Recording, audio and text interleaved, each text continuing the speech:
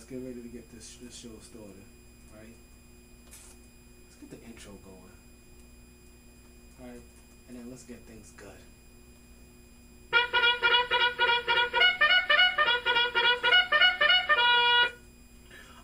Okay. Big man, you want to hear some hot takes? Let's see how woke you are. You know something about podcasts? Yo, dígame. You kidding me or what, man? I got these 3 drunk uncles with a sports podcast. They say they got fire takes, pure fuego. You find them wherever you listen to podcasts at. If it's what they say it is, you like and you subscribe. Listen, like, and subscribe, yeah. You know how to call into the show? So yeah, man, do the Podbean app. You'll need headphones with a mic to call in. That's no problem, man. They'll also be at Sharky's, 8:07 p.m. on the first Wednesdays of the month. You may get some free Blue Chew. And they keep receipts, so if anything happens in the sports world, MyT's gonna drop a take faster than a rabbit gets bumped. There's only 3 things I have in this world. My word, my balls, and this podcast. And I don't break them for nobody. MyT Sports Season 7. Well, let's raise this curtain up. Let's go. Good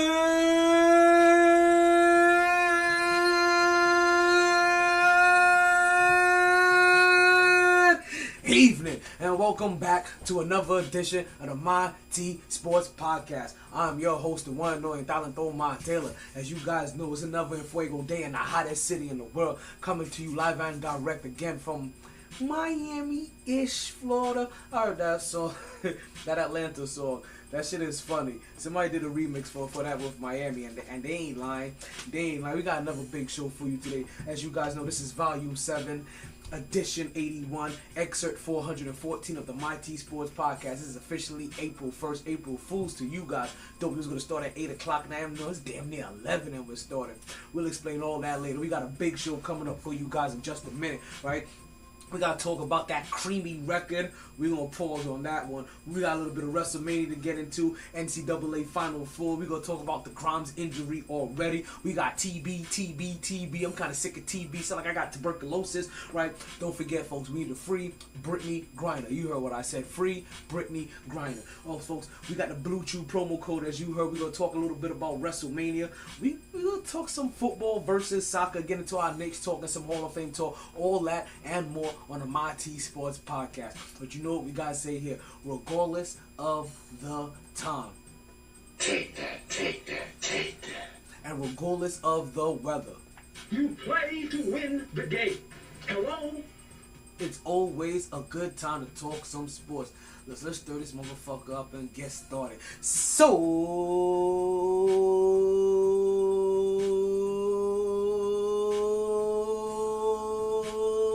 let's start talking. Woo! Back at it like a sports fanatic. MyT Sports. As you guys can hear, I ain't gonna lie, right? I didn't know myself personally that my voice hadn't fully recovered yet, right? I didn't quite know that shit. So, like, I'm just realizing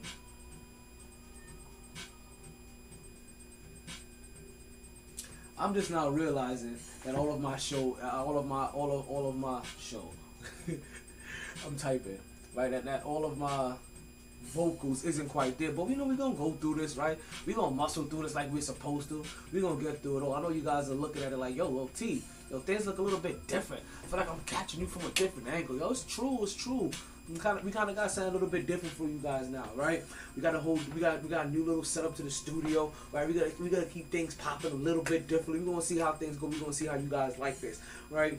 We taking you different sceneries, different looks, but also, let's keep it 100. Let's keep it 100, right? Me and my ex-girlfriend, right? She attacked me again, and we end up wrestling all the way through my desk, and that's the reason why we don't have it again.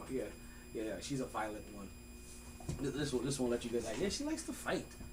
Like, and I don't like, I ain't that, like we said, we could have discussions and debates all day long, but when you trying to fist fight all the goddamn time, like, nah, that's when you gotta put him outdoors like a stray cat, and that's what ended up happening.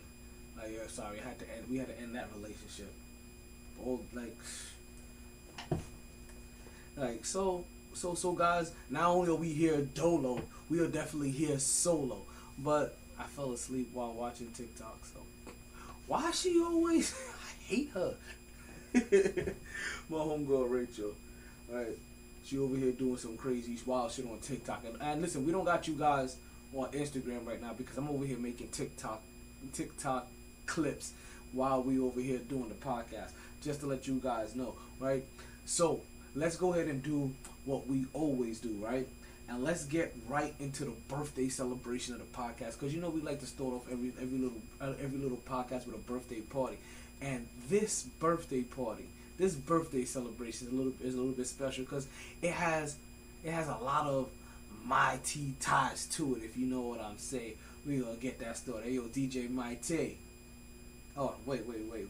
My bad. Let's bring that back. Make sure we respect the homie. Like my boy Chill will say. Yo, DJ MyT. Drop that beat. Now, if you ever been here before, it's a very easy song to learn. Alright? If you've been here before, then go ahead and sing along. We're going to run this once and then we're going to run it twice for the people in the back. You ready? So you ready? Because it was, yeah, it's your birthday. We said it's your birthday. Check it. Yeah, check it. Yeah, because it's your birthday. We sing happy birthday. Check it. Yeah, check it.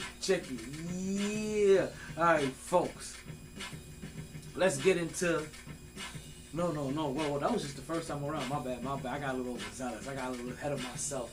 Got a little excited. You know what I mean?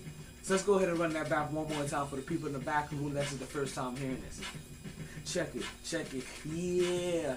Check it. Yeah. Because yeah, it's your birthday. We said it's your birthday. Check it. Because it's your birthday, we sing happy birthday. Check it. Yeah. Check it. Yeah. Alright, folks, let's go ahead and get these birthday shout outs out of the way, right? As you guys know, what we like to do here on the podcast is that we like to start off by giving the birthday shout outs. Basically, we give a birthday shout out to everybody that had a birthday from the last time that we had a podcast. So, if you're listening on many platforms that we have, Facebook, Twitter, Instagram, YouTube, Podbean Live. Podbean is how you call into the show, just to let you guys know. If you're watching on Twitch, if you're catching clips on TikTok, wherever you're watching the show at, right? Listen, what you need to do is go ahead and drop me a little information, right? And we'll go ahead and give you a birthday shout out and get your birthday shout outs out the way as well. Get it added to the list. Right, but let's go ahead and give a birthday shout out. Yo, I just want to let you know, Christina Velez, you got an early birthday shout out on the last podcast. I wasn't even sure if I wanted to give you a birthday shout out since we're doing all the birthdays from the 31st to today. Actually, you know what? No, you didn't get an early birthday shout out. I'm tweaking. Because I thought today was the 31st. So I'm tweaking. Alright? So I got a bunch of birthdays for the 31st. I don't know if I got anybody's birthday for today. I'm tweaking. I'm not gonna lie. Yo, I don't even mean to be tweaking, but I'm telling you I'm tweaking because I'm just realizing that up until right now, even though I corrected it on my paper, alright, I realized that I've been functioning as if today was the 31st of March still. And not April 1st, basically April fucking Fool's Day. Which is crazy, right? I'm gonna tell you something, it's crazy. Because based off the environment that I've been on, so let me see. Oh, I remember this. So listen, I'm up on my Facebook, right? We're gonna get you birthday shout outs in a second, right? Hop on my Facebook. And I remember April Fool jokes that happened 6 years ago when I was working in an office. And it goes as this, right? So, as an April Fool's jokes, my department told me I can go home early today. You guys may have heard this already. But they told me I can go home early today. So, I slowly started packing and gathering up my things, right? And they all just kind of like watch me and question, like they all snipping, like, yo, he's joking, right? And at some point, you can see that they don't know if I know that they're joking, right? Or they don't know if I'm serious. They don't know exactly how to take me, right? But they're all watching in disbelief, or with different looks and expressions on their face. So finally, I punch out. And I head to the door, right? Someone yells to me. Someone yells to me that, yo, we were joking. April Fools must have fell on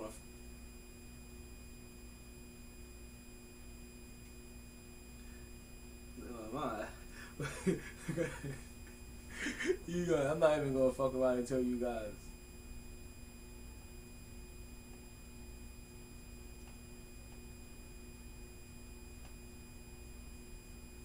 Sorry, I got more and more distracted. I got distracted by something initially, and then I got distracted even more.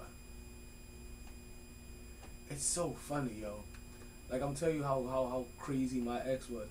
Like, she literally went through my phone and deleted everybody named Ncaa because she was jealous of somebody named Ncaa that I was trying to do business with.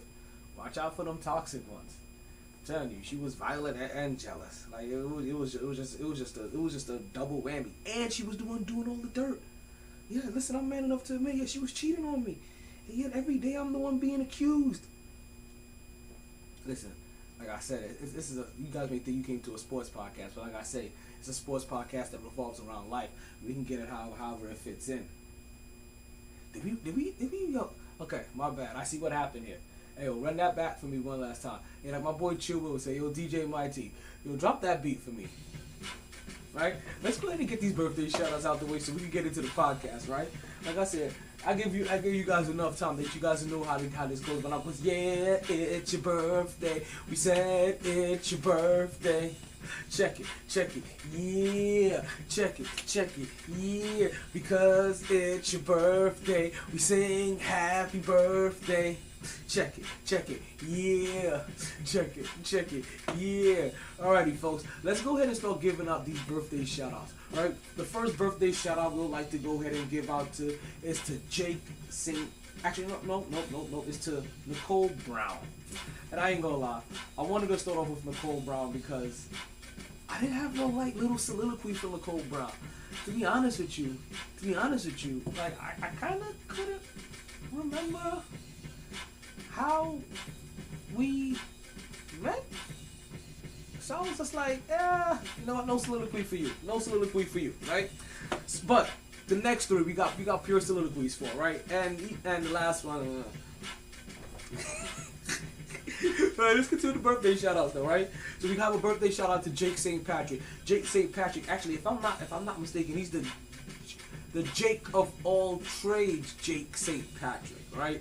And I met him ring announcing for Platinum Pro Wrestling. So shout out to Jake St. Patrick. Hey Jake, I know somebody that wants to fight you. I know a female wrestler that wants to fight you. Yo, holla at her, because I want to see that shit too. I ain't gonna lie.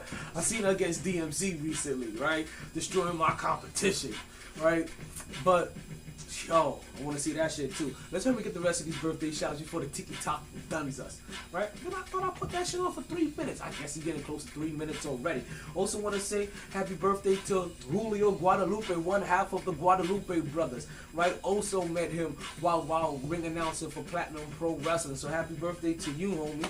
And then also the last one, I told you this one has a MyT affiliation. We want to say happy birthday to the brethren, to the brother, right? Chill Will, our senior Ohio correspondence. You guys, we have him written down as Will Owens. You know him better as Chill Will. You people in Cleveland know him as CLE_Chill Will. Blah blah blah blah blah. Like the best damn DJ in the area. Like listen, if you pay, they play, and they bring the funk wherever you're at. Yo, make sure you guys go out there and hire him. And then also today we got a birthday shout out for Pamela Blevins, right? So let's go ahead and run them all down real quick, right? So happy birthday to Jake and to Julio and to Will and to Pamela. Hope you party hard. Hope you enjoy everything. Hope you regret nothing. But more importantly, we hope you continue to stay MyT. Check it, yeah. Check it, yeah. You know, I ain't gonna lie. Like, listen, I ain't gonna lie to you guys, right? For the people that are missing me on Instagram, right? For the people that are missing me on Instagram, like my bad to you, my definitely my bad to you.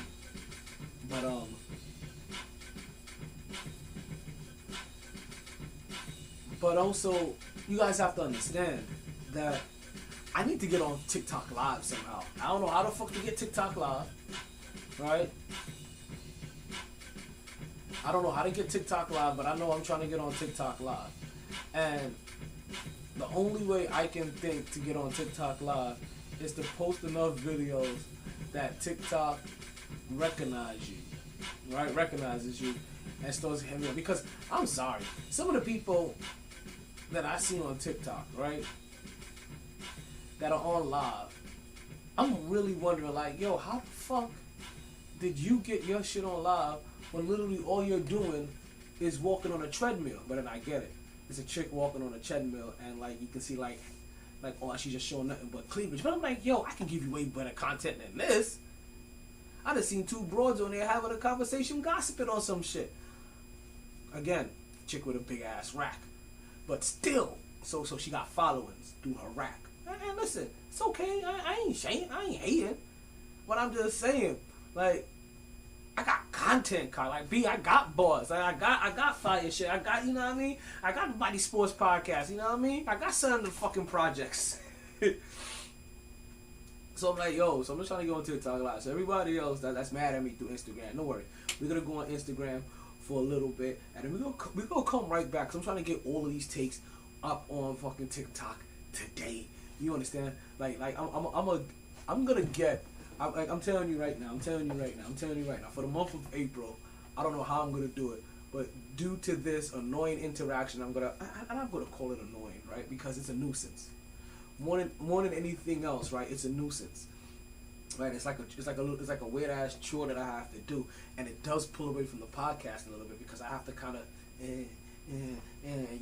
sometimes you can hear the stall. But I'm gonna have to get it done. I'm gonna try to get, and I know it don't sound like a lot, but I'm gonna try to get like 100 new followers in the month of April just through putting out new content. So we're just gonna see how that shit works out, and we're gonna continue to do our thing. Now, as you guys know, right? If you've been here before, then you guys already know. If you haven't been here before, and basically, I'm always gonna talk to you guys like you've never been here before. I got a couple of games going on in the background. One, I wanted to see this Brooklyn versus Milwaukee game. I heard this shit was a fucking thriller in Manila. Unfortunately, I couldn't catch that game. I was over here working at Clover Field where the Mets do their spring training at. I was down there. I was up there working. Yeah, your boy's been all over the place recently. You caught me in Naples doing a wrestling event. Now I'm in Port St. Lucie doing a baseball event. And I'm telling you, when it comes to sports, I don't know if there's a distance that I won't travel.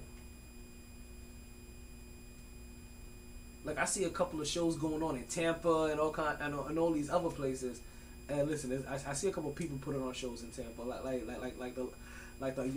the hottest young prospect in Florida named Luffy J. Like, and I'm like, yo, you know what I mean? Maybe I need to start expanding my whole horizon. I need to stop, right? Sorry, my double entendres. I can't help it. I'm not taking shots at anybody. That's just me playing around with words. Like I told you guys, like I play around with words more than I play with pussy. And and I enjoy it just about as much. I know I'm odd. I'm an anomaly, right? Like I'm definitely abnormal, right? But I got no abs. I got no abs, whatever. but you know what though? I think I'm like the average person, so I guess I am abnormal. See, you see what I'm like? These are light bars. I apologize. I apologize. It's just how I am. It's just how I am. It's just the way I was raised. It's just the way I was raised. And another way that I was raised, yo, we need to free Brittany Griner. I know you heard me say it in the intro, but we also need to go ahead and say it again.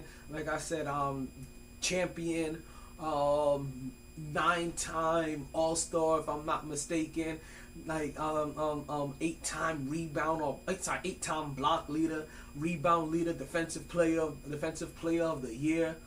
You understand that the third woman in WNBA history to dunk a game in a ball, even the third or the fourth.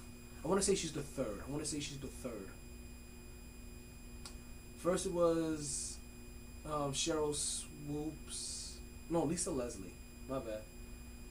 Then it was Candace Parker as the second, and if I'm not mistaken, Brittany Griner is the third to dunk a ball in a WNBA game. And I'm saying, like, we need to go ahead and free Brittany Griner and make real efforts, because, and I'm telling you right now, and I only say make real efforts because we don't hear anything happening. And if we don't hear anything happening, then it makes me believe that nothing is really happening. Right? And I just want to hear more about it. Like, I want to hear a daily update about Brittany Griner. I want there to be a reporter over there covering Brittany Griner and giving us updates all the goddamn time, or with her peoples or with whoever, giving us updates all the time. And the only reason I say this, let this be LeBron, let this be Kobe, let this be Michael. Let this be Tracy McGrady. Let this be Paul Pierce. Let this be Allen Iverson. Let this be Shaq. I'm trying to think who in the game right now. Let this be Nikola Jokic. Let this be Giannis Antetokounmpo. Let this be Anthony Davis. There we go. That may be the one. Let this be Anthony Davis. He's a player of the Los Angeles Lakers. WNBA champion. Multiple time All-Star. Even though Brittany Griner's and not for nothing, I'm just picking Anthony Davis as probably the name. Anthony Davis' resume is nothing, and I mean absolutely nothing close to Brittany Griner's. If we had to stack them up side by side and put them up back to back, I'm telling you right now, Brittany Griner's over here sitting like one of the Twin Towers. You know what I mean? While Anthony Davis is over here looking as tall as the White House. Or a giraffe and a half. Yo, I'm sorry, B. I heard a story where a meteorite hit Earth. And the individual covering the story, when describing the size of the meteorite, he said it was half a giraffe. And obviously, like, the thing started popping up in my mind is like, yo, who the fuck measures things in giraffes? Like why say half? And Ali, why say half a giraffe? Because when you say half a giraffe, like, how are you cutting it? Like, are you cutting it from like the neck up? Right? Are you cutting at the neck? Are you taking that neck and a half? Or are you cutting it like at a body, like through the body? And if you're cutting it through the body, are you cutting it at a point where you have to compensate for all of what the neck is? Like who the fuck picks why not pick like half an elephant or half a rhinoceros, half a hippo? You know what I mean? Like for somebody that likes to play with words, like get the double H's in there. Like, yo, half a hippo. We had a meteorite that hit that. You know what I mean? We had a meteorite that hit the Earth that was the size of half a hippo. See all those H's you get in there? But we ain't getting that. for some, god damn, y'all need to stop having this video pop. Thank you. And this ain't no better. I was like, yo, they have to stop showing this video of this girl shaking her ass every time it pops up on my Instagram. So it switches off that video, but then what it does, it pops up the video of my brother sharing his place of employment. And what is his place of employment that he runs? And that damn near owns, but manages, right? Store, whatever, manager. Is the goddamn, the ass shaking central, the dollar bill, the house of dollar bill, y'all, the adult entertainment center itself. Like, I'm telling you, I need to get off my Instagram. It is filled with things that, god damn, that will distract. I feel like Kevin Hart over here. For real. Like, how many things you gonna show me? Like, damn, for real. But yeah, but seriously, right? We need to free Brittany Griner, and like I said, I just want somebody over there covering it. I want daily updates on it. To be honest with you, like I want treatment on it as if it would have been. And see, I don't want to use multiple time champions, but let's use Anthony Davis. It's like I said, her resume completely trumps like Anthony Davis. But let's treat it if it was Anthony Davis, or let's treat it like it was Aaron Rodgers. Right?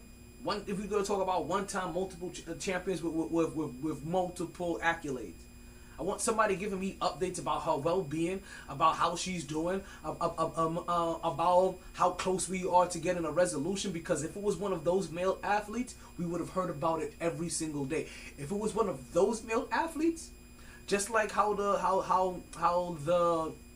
politicians in New York had to start answering questions about Kyrie Irving in a roundabout way, we would have heard the president have to answer questions about those athletes as well. Free Brittany Griner is all I'm really trying to say.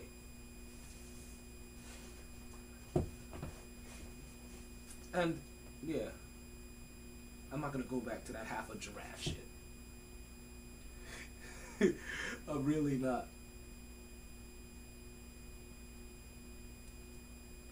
So let's go ahead and get into the first topic of the day. Right? I think we've held out far enough, right? I think we've chilled enough. I didn't even tell you, my bad. I didn't even tell you about the games that I got going on in the background. Let's get back to that real quick, right? I got the replay of the Milwaukee versus Brooklyn game. I heard that game was a barn burner, and I couldn't miss it.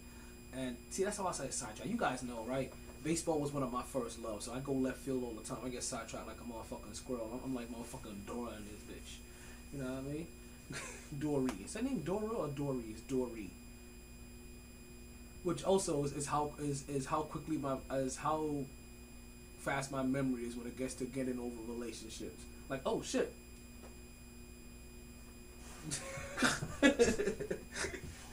That quick. But listen, she had a reason to be threatened by these Nickies. Because guess what? Nicki, I'm coming after you. Shit, listen, I ain't gonna lie, I wasn't before, but you know when somebody just keeps putting something in front of your face, and then eventually like you actually take a good look at it, and you're like, you know what, like what you talking about ain't half bad. Like I don't know why I wasn't. Like I was just probably too focused on work, but shit, they are actually pretty fucking cute. Like I be fucking around and making accusations about these boys, they gonna really end up being your problem. Hey, listen, they ain't nobody's problem, because listen, I'm not a cheater like my ex was. Like, you know what I mean? But I definitely will be hollering at you. Listen, you better be listening to the podcast.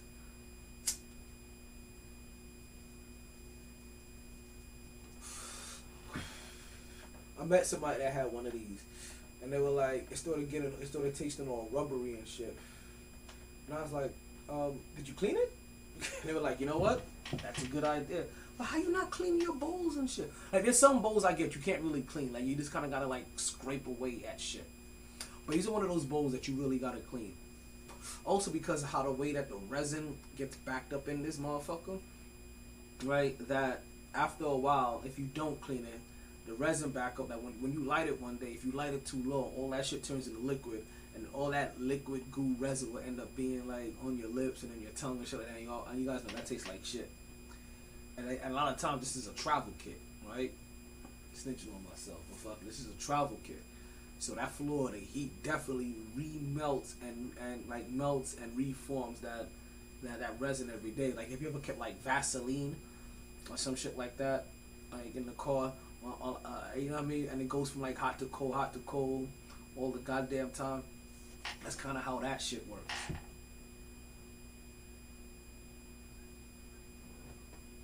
Right. So let's get into the first topic of the day. Right, we're like 30 minutes into the podcast, but that's how it goes here in the MyT Sports Podcast. It's your first time here. You know what I mean? We give the birthday shout outs. Like we talk a little bit of shit. We get into the intro. We talk a little bit of shit. You know what I mean? We get into our baseball mode. We get left field. I got the Milwaukee Bucks and the Brooklyn game on because of what that shit, the meaning of that shit. I had the Golden State and Phoenix game on. Was it Golden State and Phoenix? No, Memphis and Phoenix.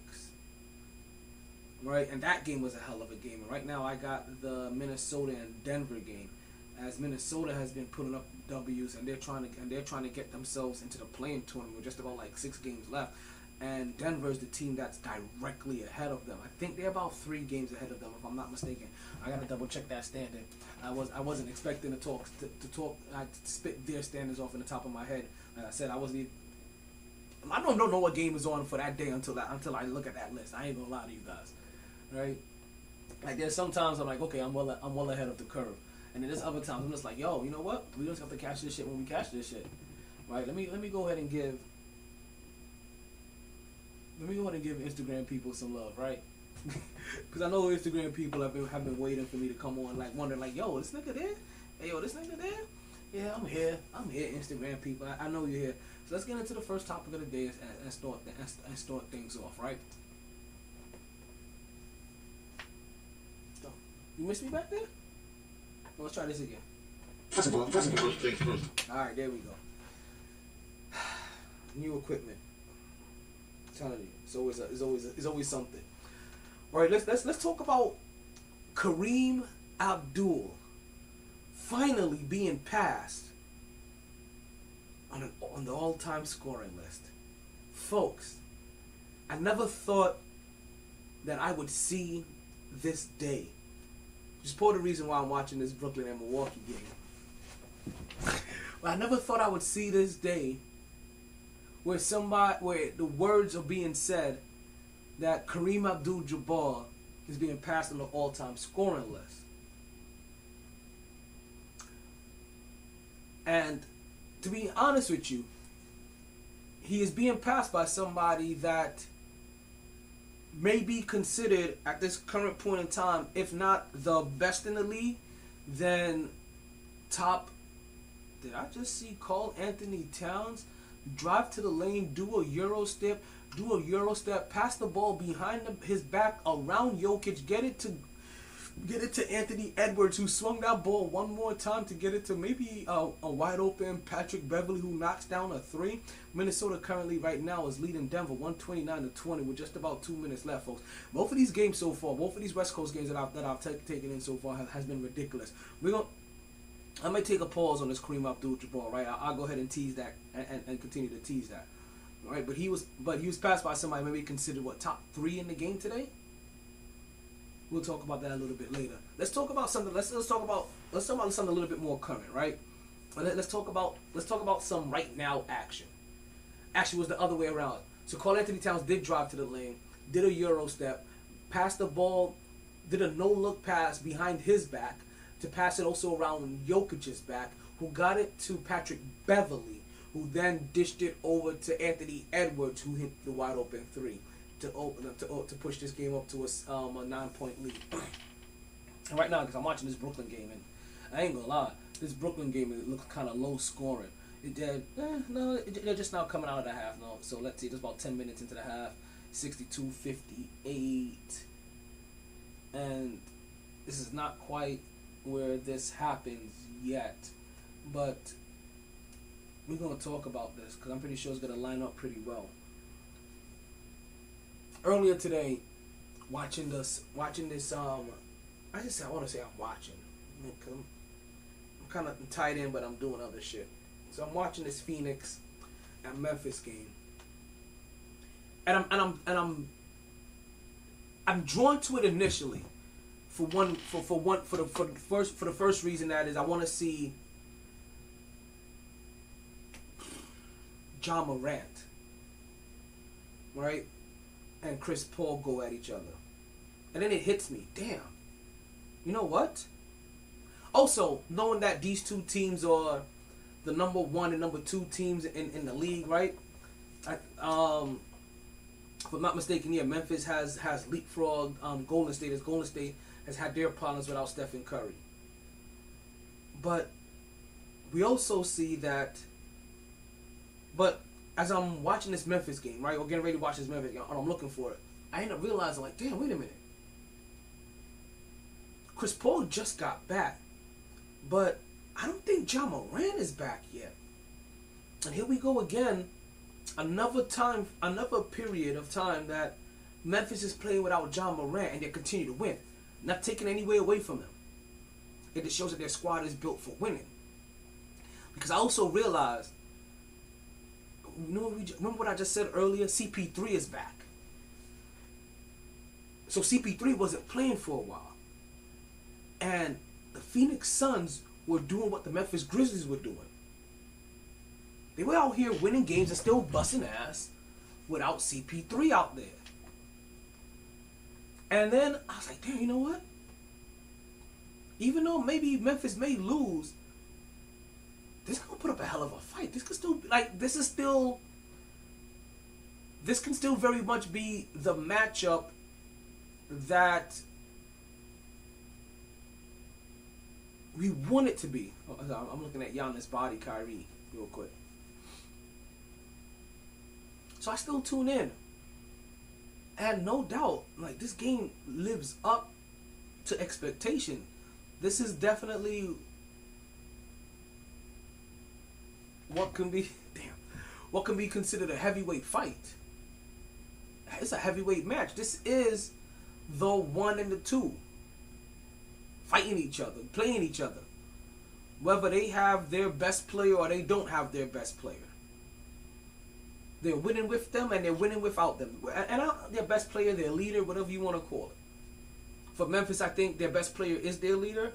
And for Phoenix, their leader is not their best player. Devin Booker may be their best player. Even though,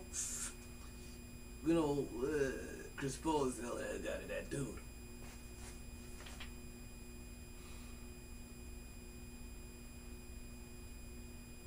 This game, you see, this is one of those games where Desmond Bain and damn, I'm forgetting his name. And the rest of that and the rest of those young guards for Memphis, like their young guards are dogs, right? All of them are dogs, and it's almost like they have dogs everywhere. And then they got Steve Adams, and Steve Adams is another grinding, another dog. Like, Steve Adams was always built to play in Memphis, and we're talking about since the grindhouse era of Zach Randolph, right? Like he was always kind of that player, and you can even tell at times like he liked playing Memphis because like they can get a little bit more physical. Look, well, just about like 19 seconds left to go in this game. It looked like Memphis is gonna go ahead and wrap this up in Denver. 130 current score right now is 135 to 130. Game isn't over, right? We see the MVP, the Joker. Like I said, it's crazy how he's at the top for MVP talks, and yet his team is sitting in the 6th spot. But he leads in so many advanced stats, right? And even regular stats.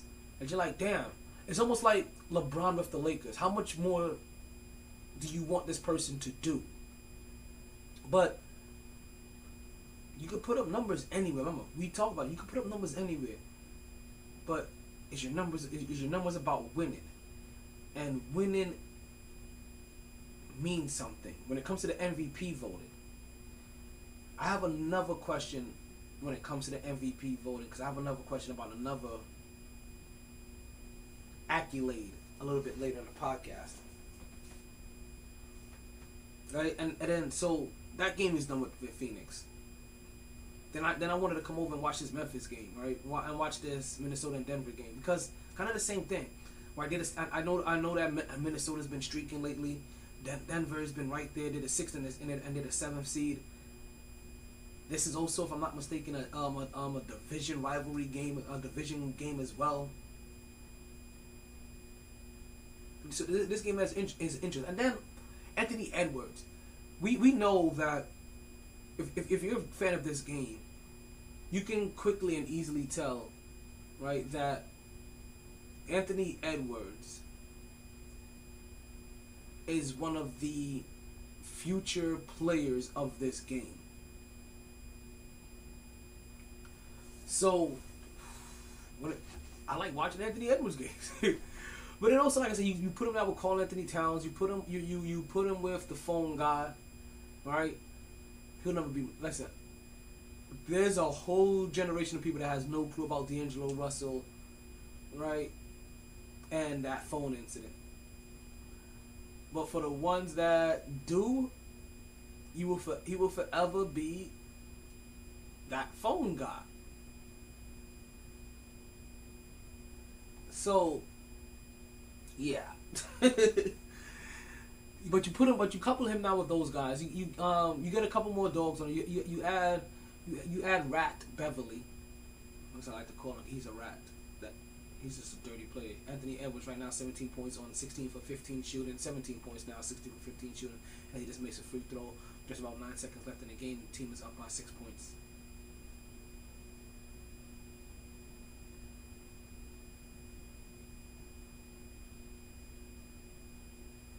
See Patrick Beverly instructing the defense, telling players to get back in case he misses the free throw. It was the right thing to do, because Denver had 2 players back, folks, and Denver just turned. So I'm gonna let you know how this just went down. Right, scores 136 to 130. Anthony Edwards is on the line. Right, about to take 2 free throws. He makes the first one.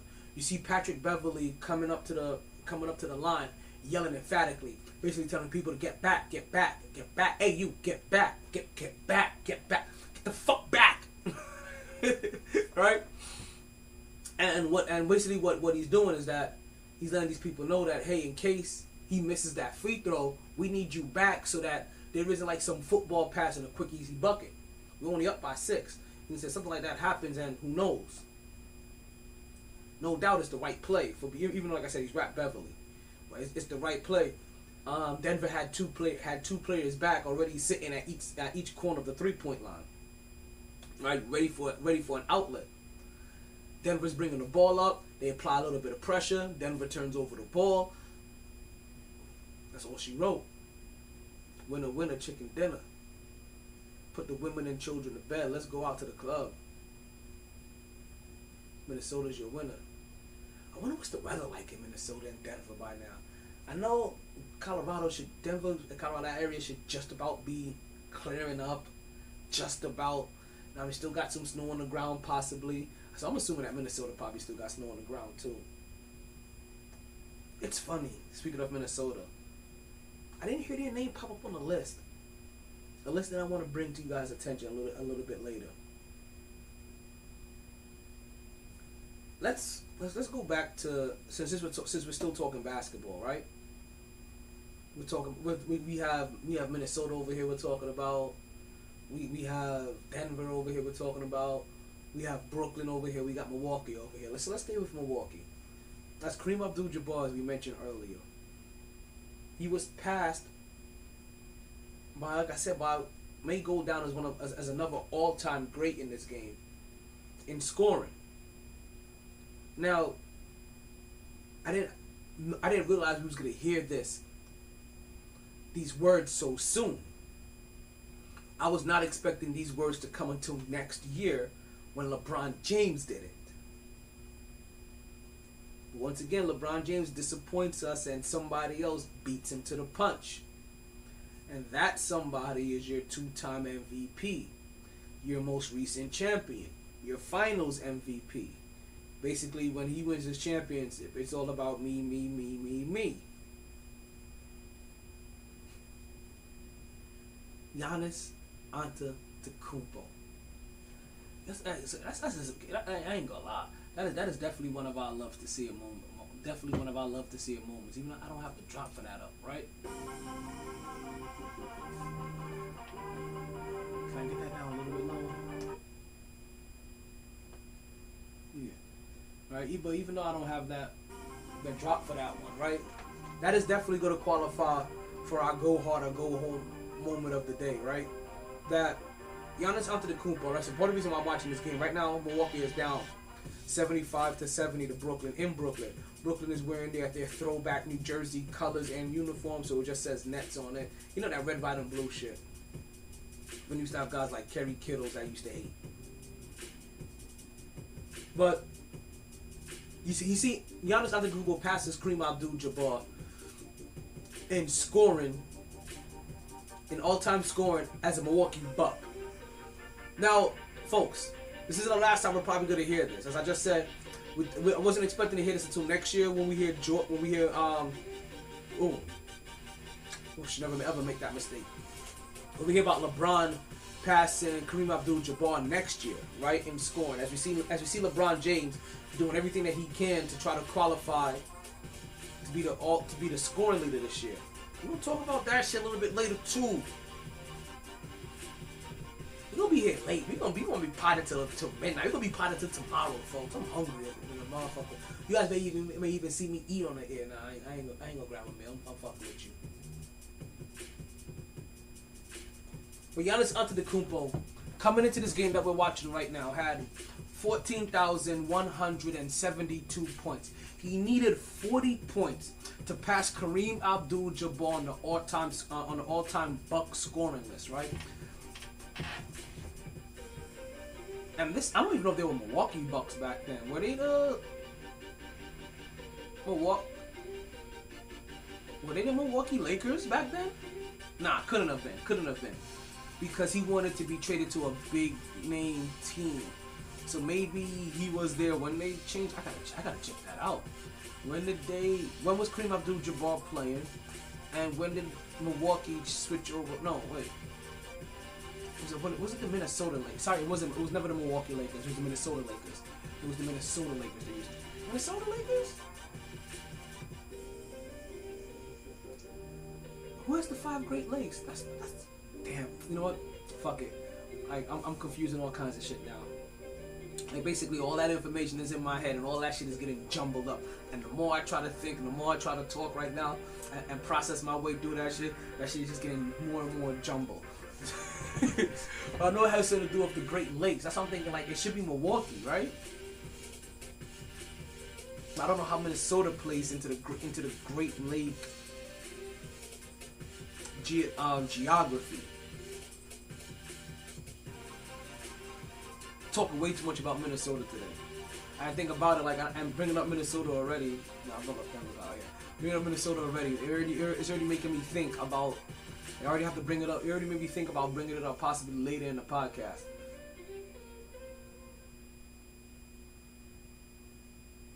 Giannis gets called for blocking on that play. He tried. Come on, Giannis. Sorry. Even I wouldn't give that shit to you. Like, sorry, you too big, fella. You too big. So Giannis Antetokounmpo came into this game, needed 40 points to pass Kareem Abdul-Jabbar. He would end up scoring, which I haven't quite seen it yet. He would end up actually passing Kareem Abdul-Jabbar by scoring a 3-pointer to score his 42nd point of that game, and that came in the opening in early on in the fourth quarter, just around like the 10-minute mark. And Giannis Antetokounmpo will continue to ball out in this game and eventually help lead his team to victory. Like I said, I'm gonna continue to watch, even though I know the outcome. Like I still want to see what the fuck happened because this is one hell of a game. You can see it.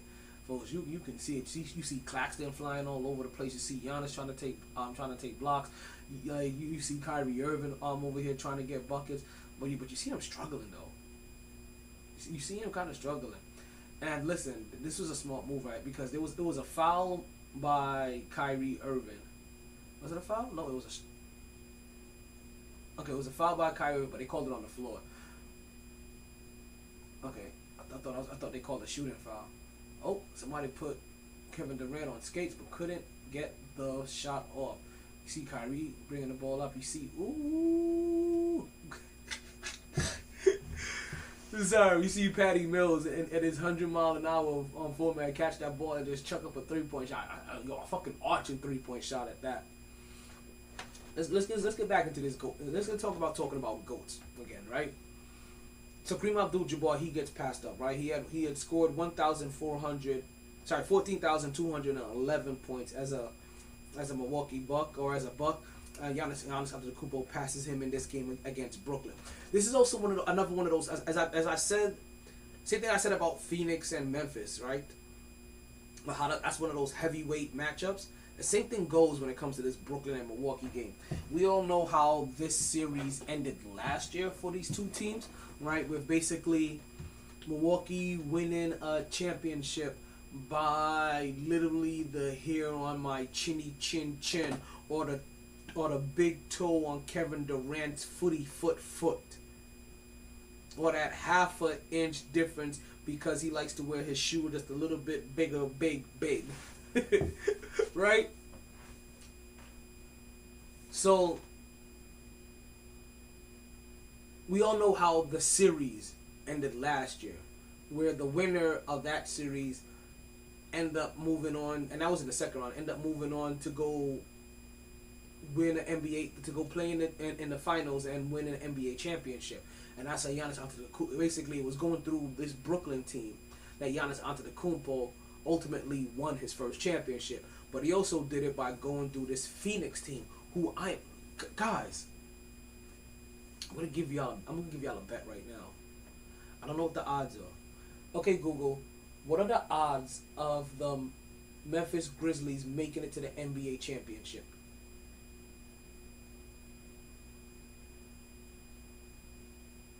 We're gonna see if we get an answer for that. She's probably gonna tell me that she's fucking up and I'm gonna have to repeat myself.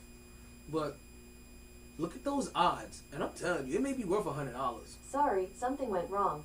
Try again in a few seconds. We'll do it again. Okay, Google, so this is already halftime between the Pelicans and the Lakers. This game is 50-50. I don't know, but I found these results on search. Wait. Okay, Google, what are the odds of the Memphis Grizzlies making it to the NBA championship?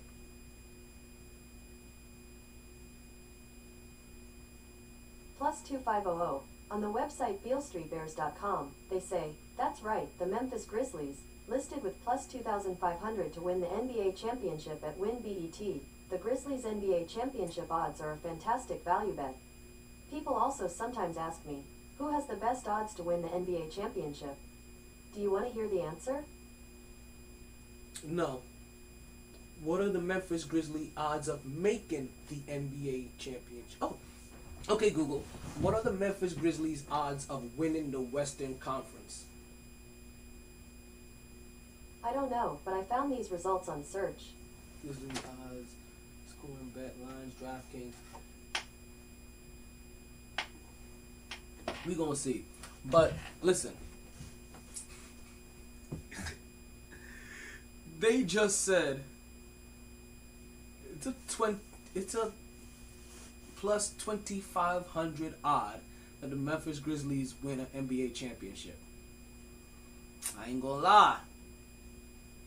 That would be worth a $10 bet to me. That would be worth fully a $10 bet to me. I'll be willing to drop $10 on that. $100 on that. And I'm gonna tell you why. Right? It's a couple of things, right? And the only thing that really scares me about Memphis is their youth, right? This is Ja Morant's third year. For a lot of those players, this is their second, third, even rookies. So they're playing great ball, but they don't quite know what it takes yet. I feel like this is kind of similar to like when Golden State had their great season. You know what I mean? Like, you had a great season. You just don't know what it takes yet. Wait, no. They won the championship already, right? Yeah, they did. Sorry, my bad. Let's strike that.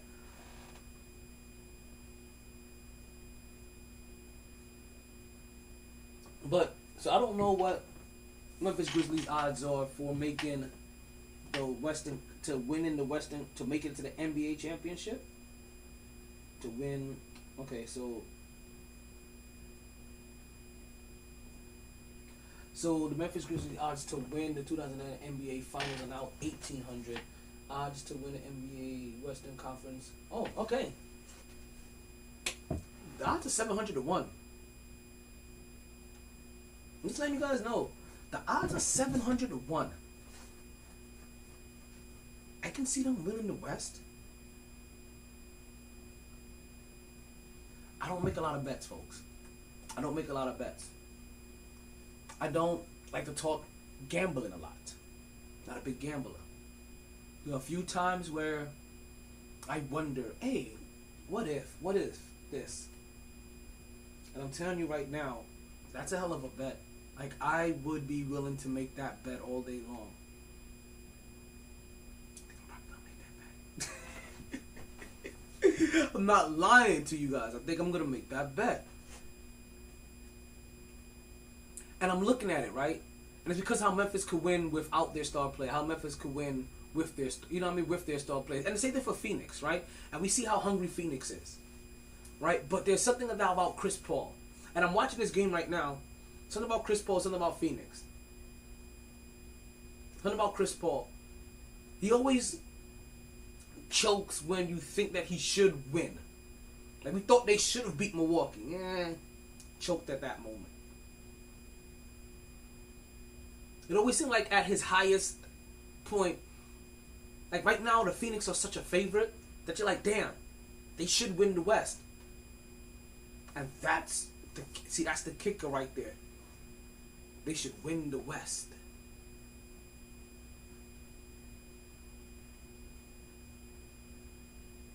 So, if they don't come out the Western Conference, that's a disappointment. That's where Chris Paul fails at. See, there were times when we were like, oh, Chris Paul should get out the first round. Oh, Chris Paul should get out the second round. See, last year we had no real expectations about that Phoenix team. For the most part, we were looking at them like underdogs. You know what I mean? We're trying to put them on a t-shirt.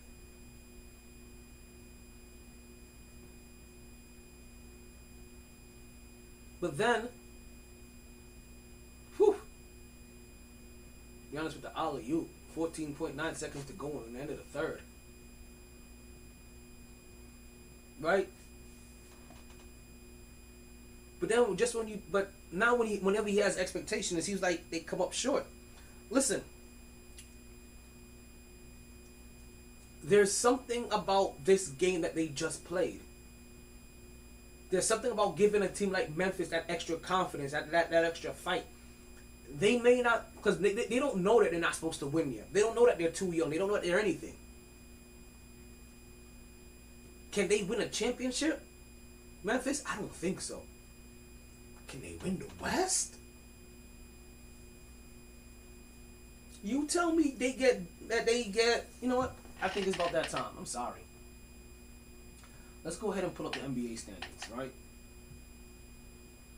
I don't know, I got fully sidetracked, right? We've talked enough, right? I think you guys know what we're talking about here, right? I keep getting here in some weird way because we're talking about Giannis and his greatness and passing Kareem Abdul-Jabbar on the all-time scoring list by putting up the numbers that he did in this game that we're watching right now, that we're finally getting a chance to watch right now.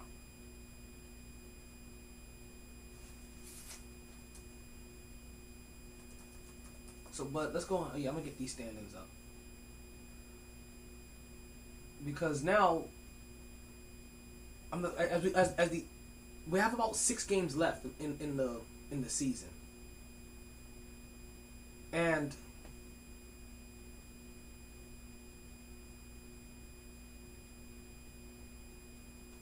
I don't think Zion is playing. But oof, look at Brandon Ingram just bully his way through Russell Westbrook. This game is kind of physical. This New Orleans and Lakers game, and it should be. And it should be, because if I'm not mistaken, right, as the Lakers I know are definitely in the 11th spot. I don't know, is New Orleans in the 10th spot? Yep, they are. New Orleans is in the 10th spot. So for... Oh, wait. No, wait. I gotta refresh this page. I still got the Lakers in the 9th spot. And that's the last time I've refreshed this page. That's how quickly shit changes. So, nope, Lakers in the 11th spot. New Orleans in the 9th spot. San Antonio's is in the 10th spot. Damn. And you know what's crazy? You know what's crazy? The Sacramento Kings. Nah, no way. Golden State. The Clippers, who we don't ever talk about anymore. They've clinched a playoff berth, right? But Golden State, the Clippers, Phoenix, Lakers, and Sacramento.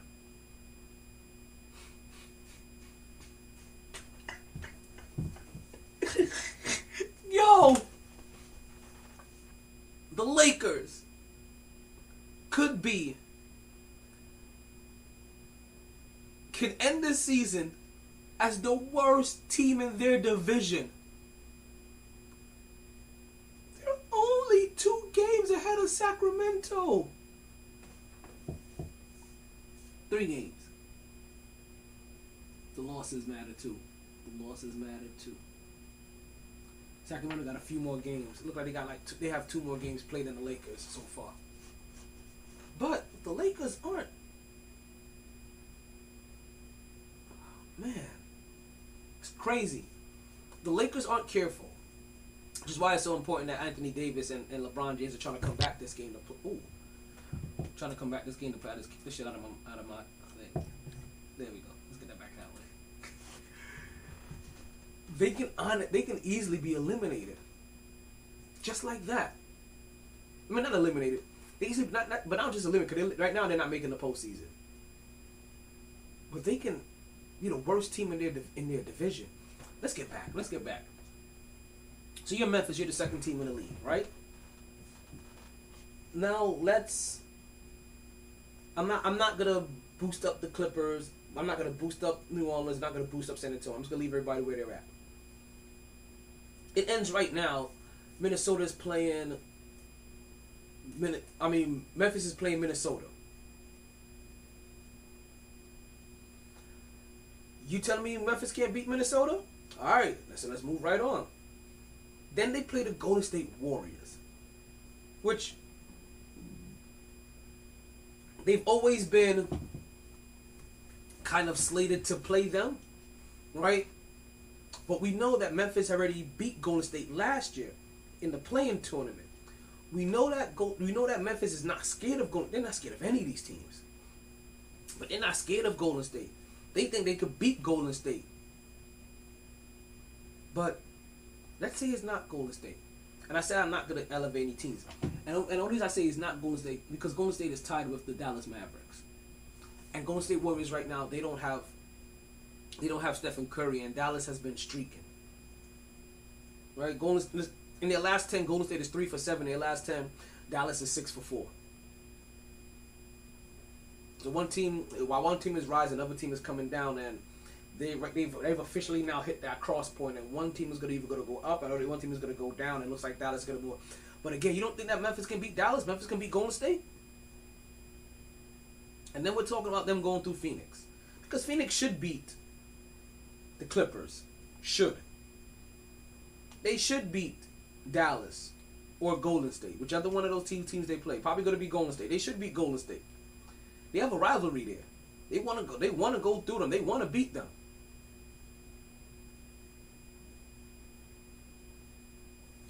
So, folks, this is going to be as interesting. Look at that, Anthony Davis, already on the floor. And laying on people's foot at that. Anthony Davis looks strung out right now. I ain't gonna lie. He looked like he was forced to come back earlier than he wanted to. And that he was on vacation somewhere and they were like, yeah, you're playing tonight. And he was like, I've been drinking for 48 straight days. I'm actually been taking mushrooms and LSD, and I am on the 3rd day of what should be a 7-day trip, and I don't know if I'm ready to go right now, but I'll get out here. Stumble on the floor. Yo, he hits the floor more than anybody I know. That's why I'm so mad that year that he won a championship, all of a sudden he's a top 5 player. Since when?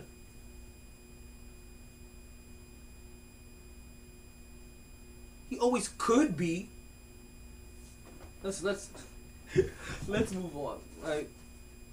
Let's move on, because I think I'm gonna give you guys. I think I'm gonna do something for the TikTok, the tickety talkie pretty soon, one of these days. I don't know if I want to do this during this podcast. Right? It's about time for us to take our first break. Yeah, let's go ahead and do that. Right? I think it's about time. Cause we've been talking about greatness and great players and great performances and great performances all the entire time. But you know what, guys? You could continue to be a great performer too with Blue Chew. What is Blue Chew, folks? You know what? Let's go ahead and do this. Sorry, I apologize. I'm not gonna lie to you. I apologize. What we gonna do? Listen, guys. We've been sitting here and we've been talking about great athletes, great performers, and great performances for the last hour or so. Right, but folks, you can be a great performer too with Blue Chew. And what is Blue Chew? Blue Chew just happens to be a little blue pill that can give you back your thrill. All you need to do is open up a pack and head straight to the sack. Just a few chews before you do. That little thing has the same active ingredients as Viagra and Cialis, so this is one opportunity that you really can't miss. She's gonna love how you come through like a champ when you Blue Chew in advance, and for a very low cost, you can beat it up like a boss. All you need to do is use this week's promo code. Oh my God, what is this week's promo code? What's it out right now for this week's promo code? There we go. It's XFGJ. That's X-Ray, Fox, Golf, Juliet, and you can get your first order of Blue Chew for free. XFGJ. There we go. Blue Chew. There's only 2 requirements, folks. You chew it, and then you do it. That's it. I do all my own stuff. You guys know that, right?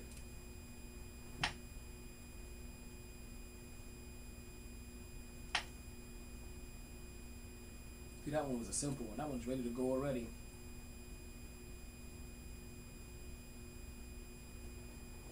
All right, let's continue to move on. Right? Let's continue to talk about this greatness. Right? And this brings me to the TB. The fuck am I talking about?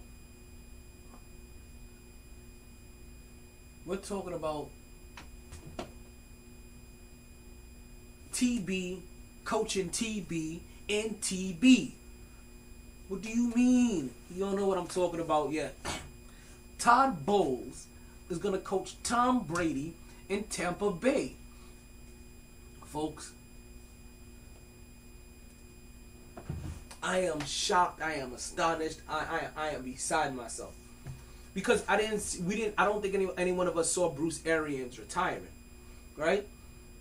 Bruce Arians' retirement, it is suddenly brought question marks. Like, damn, what's going on? Like, you got Tom Brady back and you're retiring now. Like, we didn't hear any retirement talks before then. But then he explained that that they had plans on, they had a succession plan already in the works, and it was his plan to try to kind of get out of there and move, but he didn't want to leave the organization in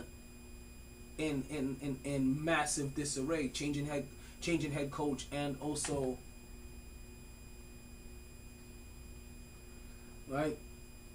But what was I about to say?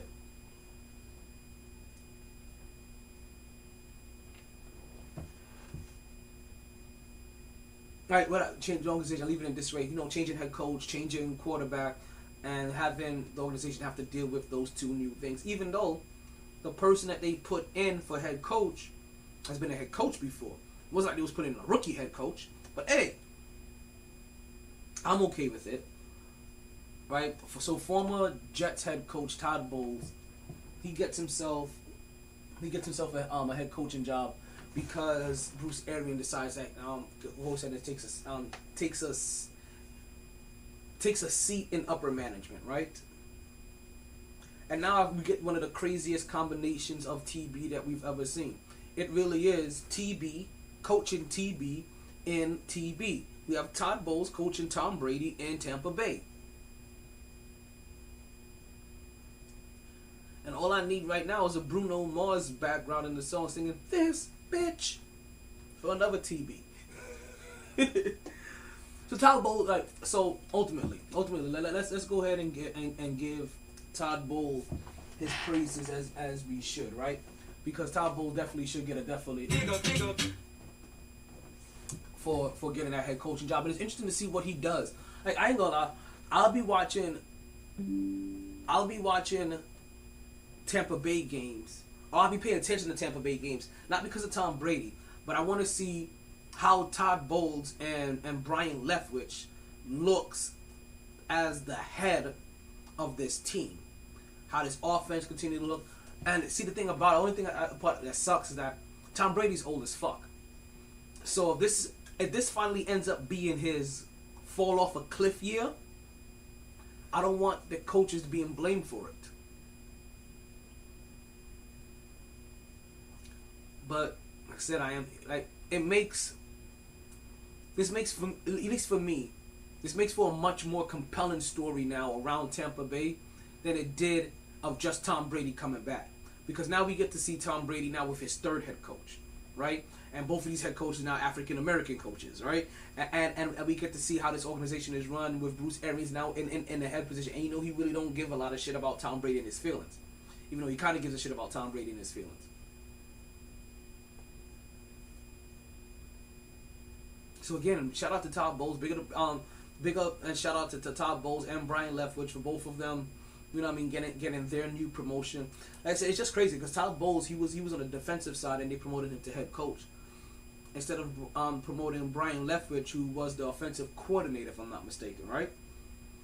You would think that would be the guy that they promoted and try to maybe give Brian Leftwich his first coaching position while having Todd Bowles there and Bruce Arians up top, who's just a former coach. Todd Bowles underneath him as somebody that has been a head coach to be able to help kind of guide him through the minutia.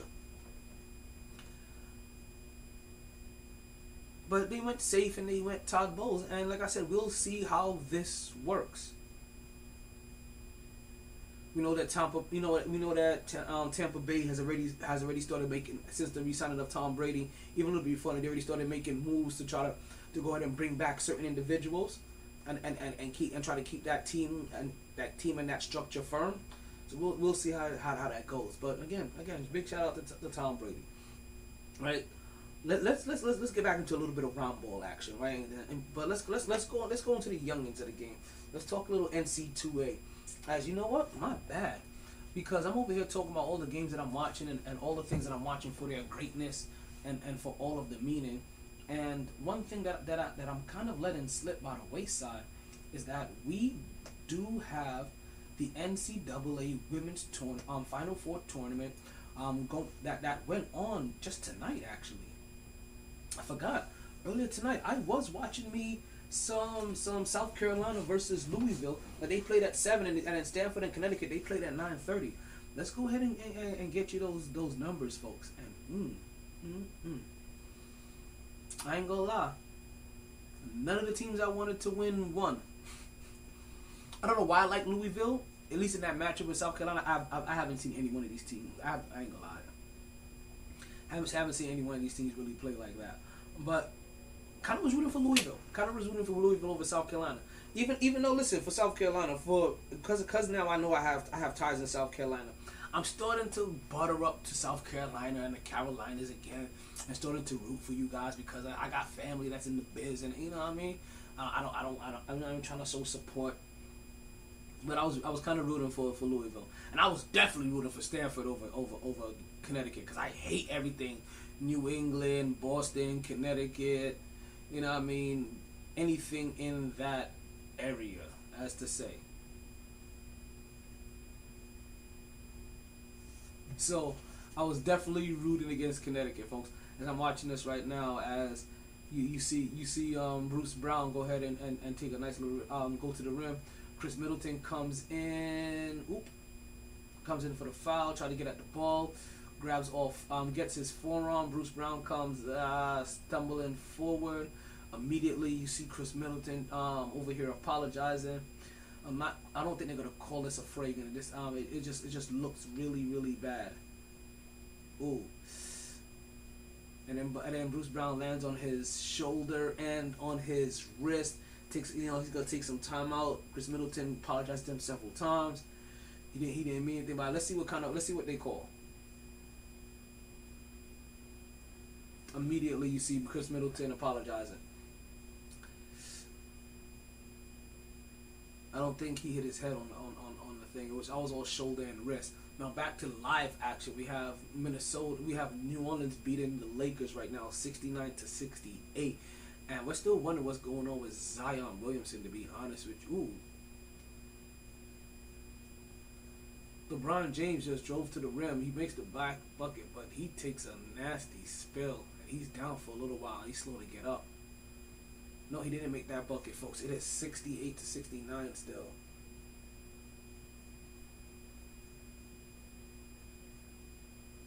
Look like he may have taken a whack to the face and his nose is red. Let's see what happens here.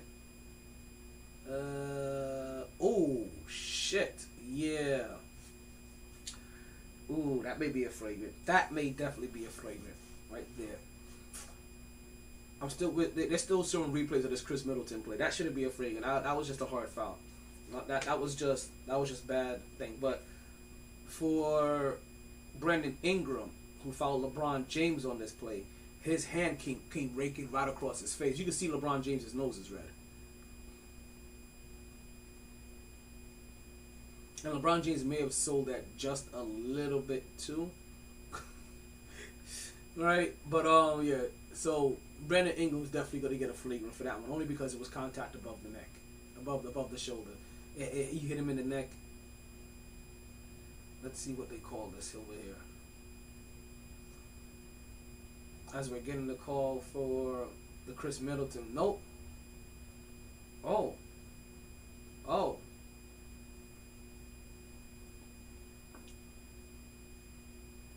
So,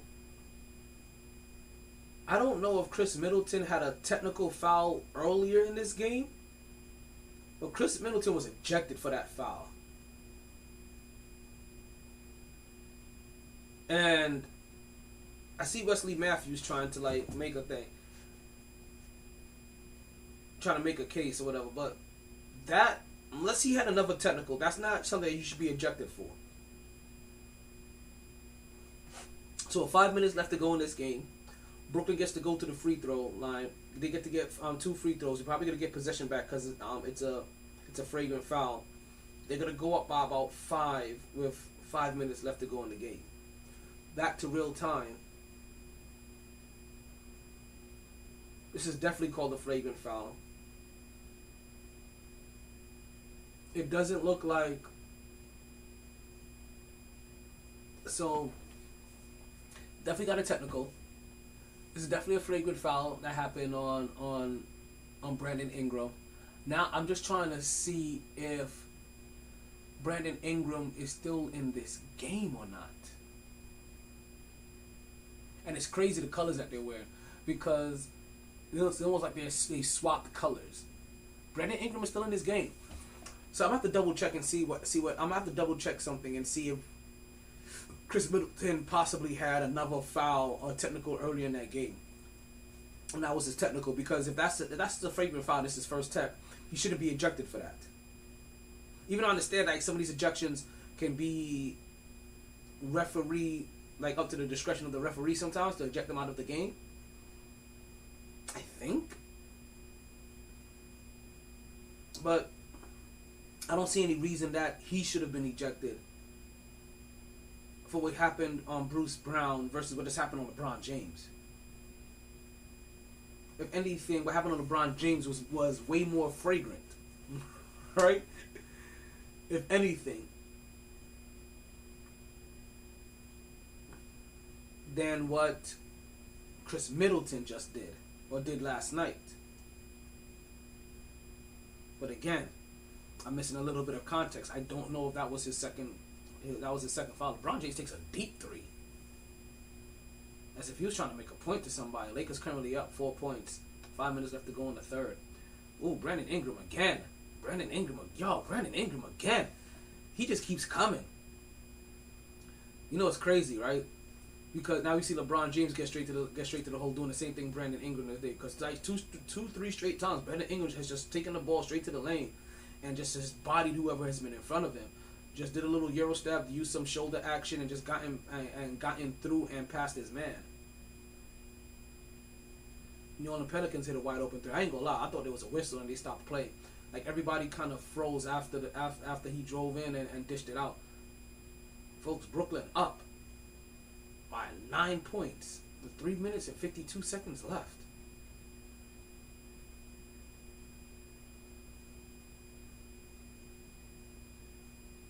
No Chris Middleton, just Giannis, Wesley Matthews, and Drew Holiday. And Bobby for the Knicks. I swear, if we could take the championships that everybody that's left the Knicks have won and kind of implant them back on the Knicks as if they won it during the time, be like, yo, New York Knicks have some champions. They would definitely have. I can't even stretch that any further. So let's get back into a little. I just saw Reggie Miller on television. For those that have been here before, you guys know how I feel about that. You know how that shit go.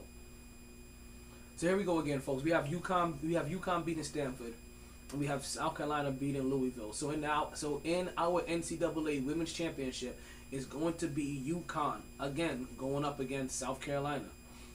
We have the men's tournament coming down today, actually, as it is officially tomorrow. And I have a birthday party to go to in less than 12 hours. Right? We have number 2 Duke taking on number 8 UNC. This is that big game with Coach K that they're talking about. And also number 2 Villanova taking on Kansas University, right? They're going to KU. And I ain't gonna lie. On any given day, I will very easily confuse Duke, UNC, and KU. I'm gonna be for real with you. On any given day, I will confuse who's coaching who. I will confuse about. I will mix up and confuse about like what players on what team, like who is whose mascot, and where each one is at. I'm just saying they all look like they all three of the same teams to me. But we do understand that there's a big rivalry going on with Duke and UNC. They've been having a rivalry forever, and this is the first time that these two teams have met this deep into the tournament, folks. They're over here meeting to the Final Four, and the extra caveat. Read all about it. Right? Is that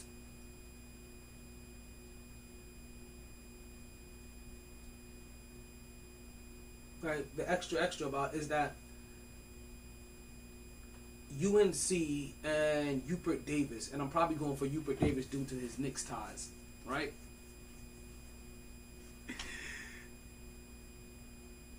Can go ahead and eliminate Duke and Coach K and end his career by losing to his biggest rival, right? A team that interstate rival, right?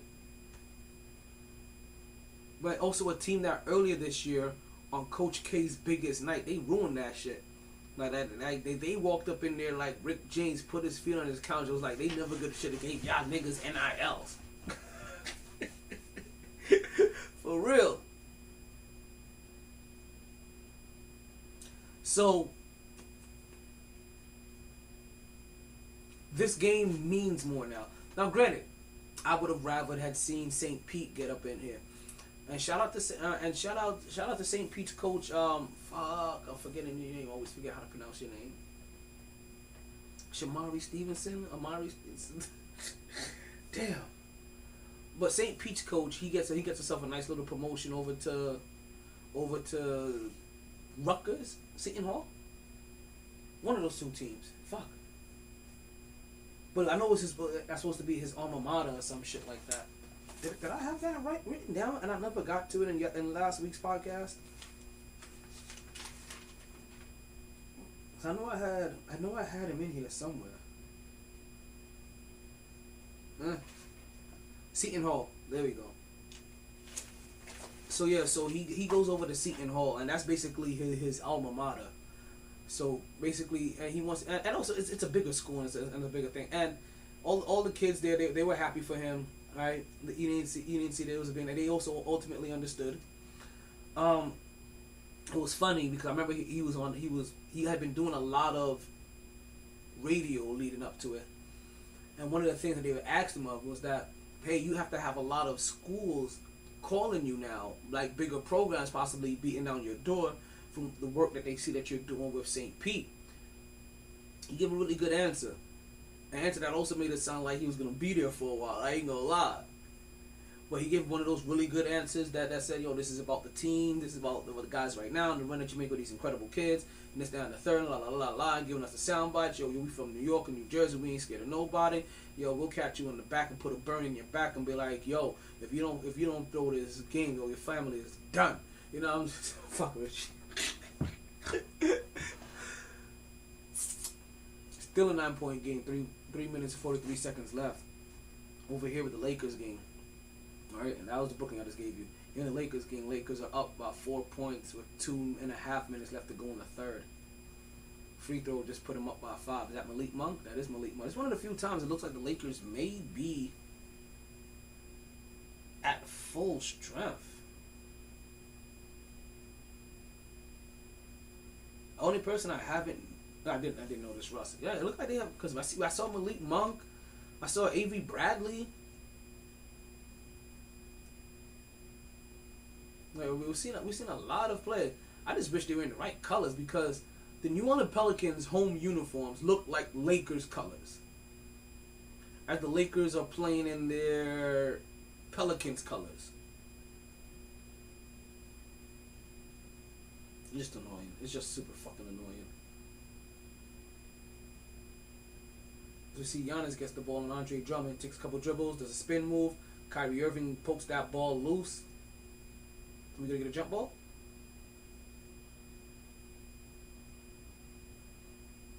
Kyrie Irving knew. He was anticipating that. Giannis gave them one of those. See, jump. Look like they all gonna call a jump ball. But yeah, he was anticipating that.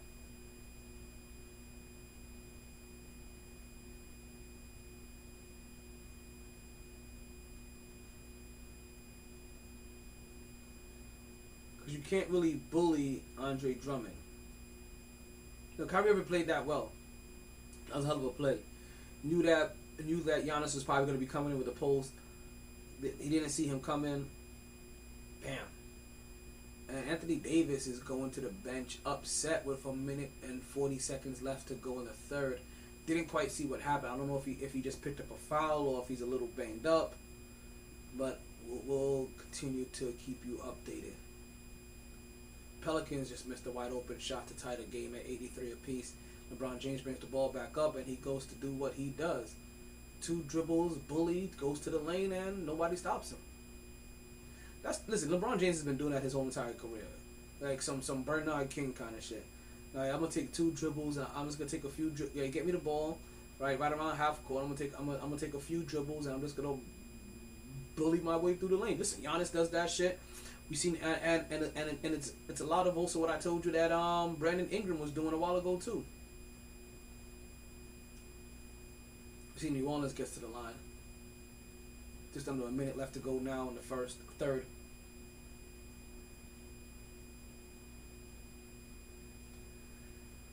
Let's talk. I don't. Listen, I know I should go more into this college stuff, right?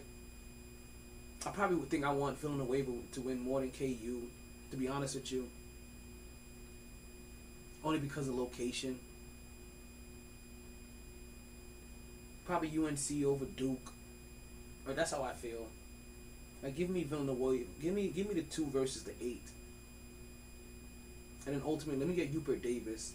getting that dub. Also because if you're gonna go through this whole entire stink of beating Coach K, then win the championship. Like, see, they're making all of this about. They make all this about what's happening with Coach K and Duke and UNC possibly, and obviously every game in this tournament is Coach K. It could be possibly Coach K's last game, right? Every game is possibly his last game. His team has now been playing with that for some time now, right? They had a super big moment that they got themselves embarrassed in when they had when he had his last game at whatever the fuck place it was the other day, right? So I feel like this team kind of already has a lot of that in them. But once you beat UNC, what then? Are you going to finally decompress? You got one game left. And that game is Coach K's last game. And that game is for the championship. And that game is now the biggest game that you ever played. Every game is the big... As you go deeper in this tournament, every game is going to be the biggest game that you ever played. Because what meaning does this Duke and UNC... And I mean this for both of them. Both sides. What meaning does... Oh, no, Giannis hadn't broken it yet. It wasn't early in the fourth. It was late in the fourth. Brooklyn, they're up by 7 points with 2 minutes and 45 seconds left to go. See LeBron James milking out the clock as this Lakers game is about to come down to the end in the end of the third. LeBron James clears out everybody's to take a logo 3-point shot that he clanks off the front of the rim. Maybe you should have came in a couple of feet. 3 seconds left. New Orleans gets the ball. They shoot it and no basket. Even though it may be reviewed for a tip-in.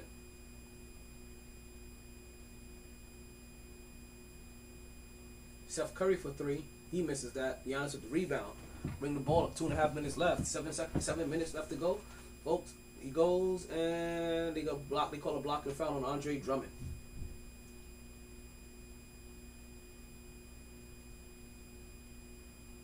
So yeah, they're gonna review that last shot by New Orleans to see if that tip-in. Nah, that tip-in didn't happen fast enough. CJ McCullough barely got that ball off in time.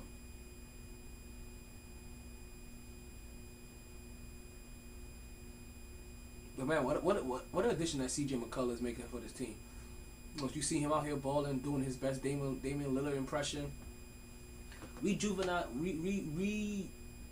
Rejuvenated energy, I guess is what you can call this in a sense. Giannis Antetokounmpo now with 37 points, folks, going back to the line with a little under 2.5 minutes left to go, and his team down by 7. So I get what should be this Duke and UNC rivalry, right? And I understand how this is the biggest game of the biggest game. But what does it matter if they're either one of them if you don't make it to the championship? Like, yeah, oh, you beat that other team. Okay, you beat UNC, but now what? You got past UNC and Coach, and you're your biggest rival. And Coach K gets to live another day. But what happens if you lose a national championship? So that you didn't get to get that cherry on top for Coach K's career. He still ended up his last year by not winning a chip. But you beat UNC. See? UNC, yeah. We stopped Coach K. We stopped him from winning a championship. We stopped him from advancing his last season. And we ended his career. It's on us. Big dog kickle stop. But did you win the chip? But we didn't win the championship. But we ended Coach K's career. See? We ended Coach K's career and we got that chip after that. Yeah, that was a great season. Oh, we got past our biggest rival and probably played some of the biggest games that we're ever gonna play in our life, and we were able to get Coach K that chip. See, that sounds a whole lot better than we beat UNC or we beat Duke. So I think I would have rather seen St. Pete. What the fuck? What the fuck?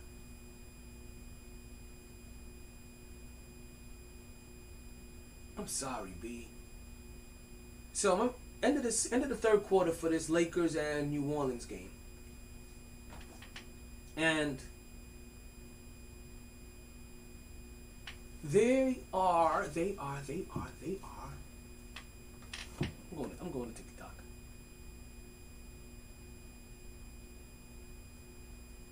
I'm really over here like, what the fuck?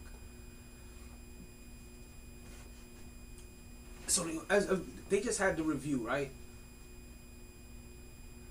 For the last play of that Lakers versus New Orleans game to come into the third quarter. Now, it didn't look like he got that ball off in time. I ain't gonna lie, it didn't look like he got that ball off in time, but they definitely gave him that. Definitely gave him.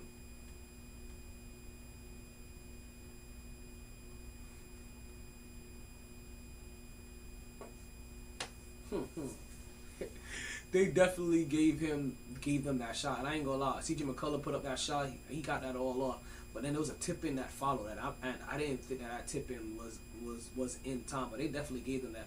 He may have given them an extra point, and they needed to. But now we still have a 1-point game. It's 87-86 with the Lakers leading. And listen, Lakers are fighting for their. Listen, Lakers are over there like all right, I'm fighting for my life over here. Right. But that's definitely what's going on. Right, they're fighting for their playoff life if they stay in that 11th seed. And again, I'm still over here watching this Brooklyn and Milwaukee game, and with a minute and a half left, Milwaukee is down by 5. There's no Chris Middleton,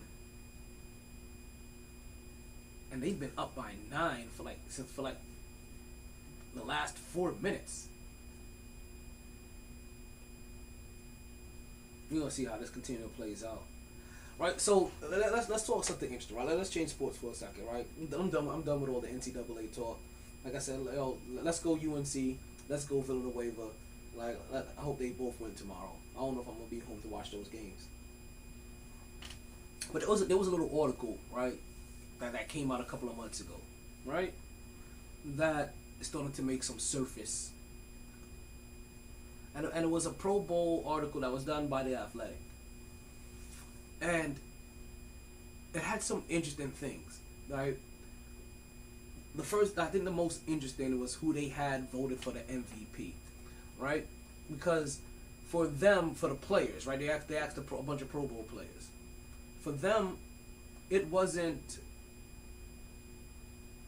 any quarterback, to be honest with you.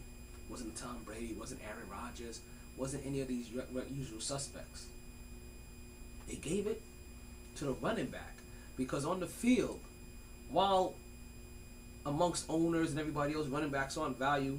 And when it comes to voters, running backs ain't going to get that vote. When it comes to the players, running backs are valuable. And Jonathan Taylor, namesake, big up. You know what I mean? Was able to get himself, well, amongst his players, was recognized as the most valuable player. Now, that wasn't the only thing that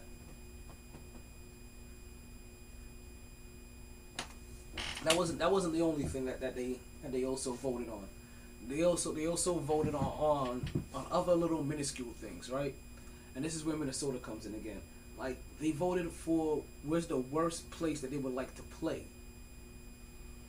And that came up as Buffalo.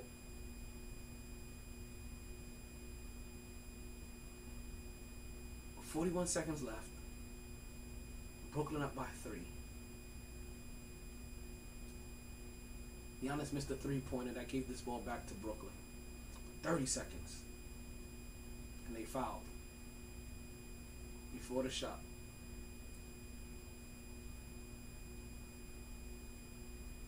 Wait, what's going on here? Did they call an offensive foul? Did they say Kevin Durant pushed him?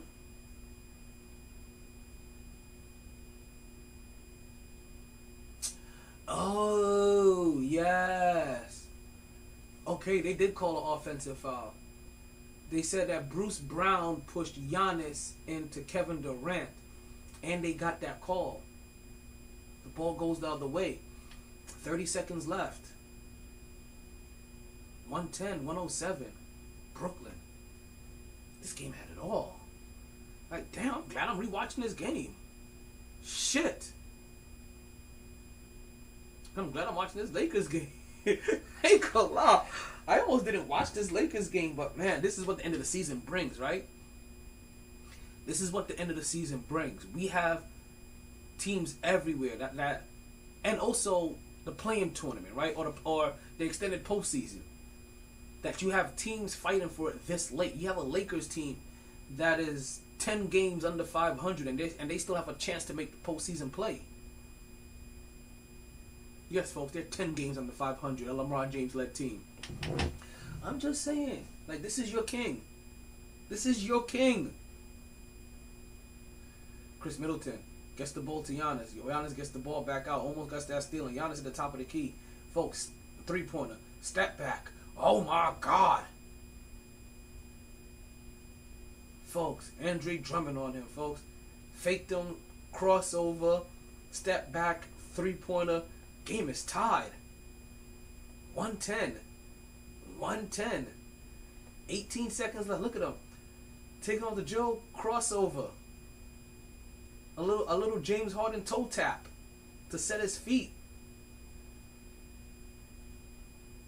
And he kind of knew he wanted to take that shot because he's been having problems trying to get by him this whole time. He needed 3 points. Couldn't guarantee the foul. You know what I mean? Possibly make it to the free throw line. Didn't know if he could get an and one. Andre Drummond has been doing a good job of keeping Giannis in front of him when Giannis has tried taking him off the dribble.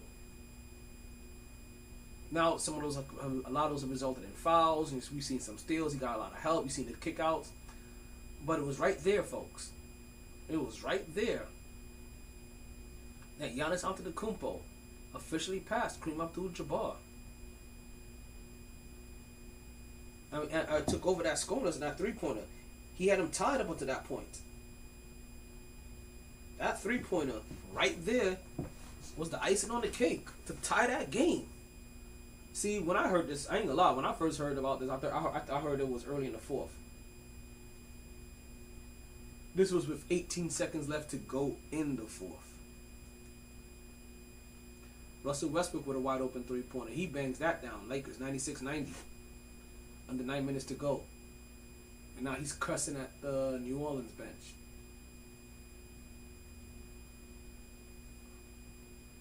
You know what's funny? Russ to me is always he has been one of those guys that when his team is losing, like he starts picking on somebody from the crowd. He's like DC Youngfly, right? From Wildin' Out. That when things don't go in his way, I'm going to get teed up. Like, I'm going to find somebody to the crowd and start fucking with them. You've seen it in the bubble. We've seen it in the bubble. We've seen Russ get a little too oversensitive late in the games. Like we've seen it. Here goes Kevin Durant. Oh, look at Kevin Durant. Kevin Durant.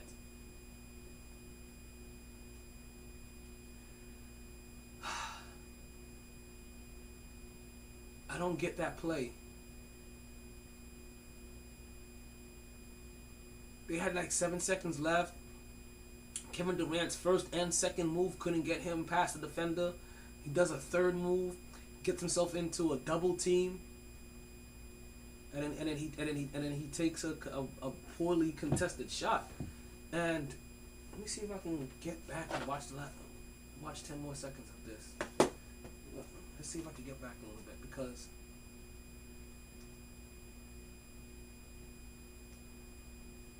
I want to see who he had open. Okay, so there he goes. Try to get past him. Couldn't get past him.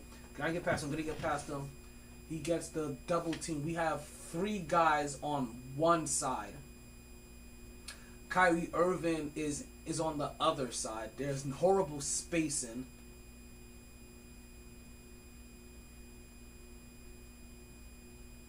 Okay. I kind of think I see what happened here.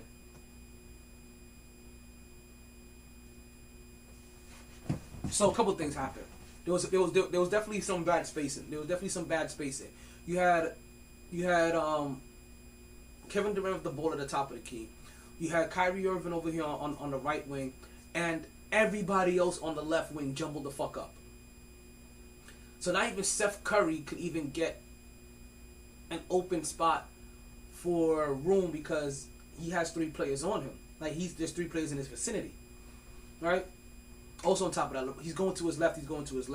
He doesn't see Kyrie over. He doesn't even probably notice Kyrie to his right. But ultimately, right, I'm gonna blame a little bit of tunnel vision on this one. C.J. McCollum so far 28 points now, 11 to 18 shooting, 4% for 3-point line.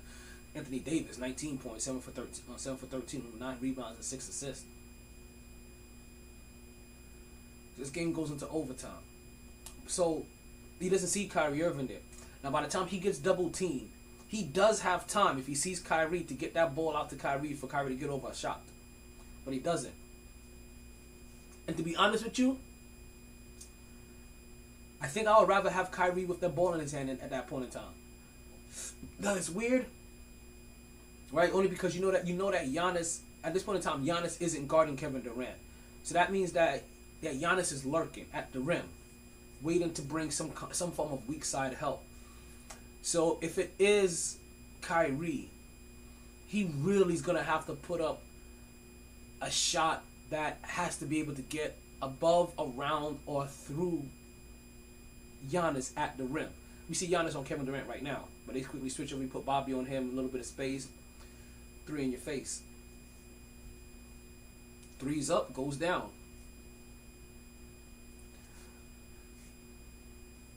So I could probably see why they don't give Kyrie the ball in that moment. Why their first option is probably Kevin Durant. But I may have to go Kyrie in that position. But you know what, though? This is hindsight. Because if they give it to Wesley Matthews, he answers back. 3's up, goes down.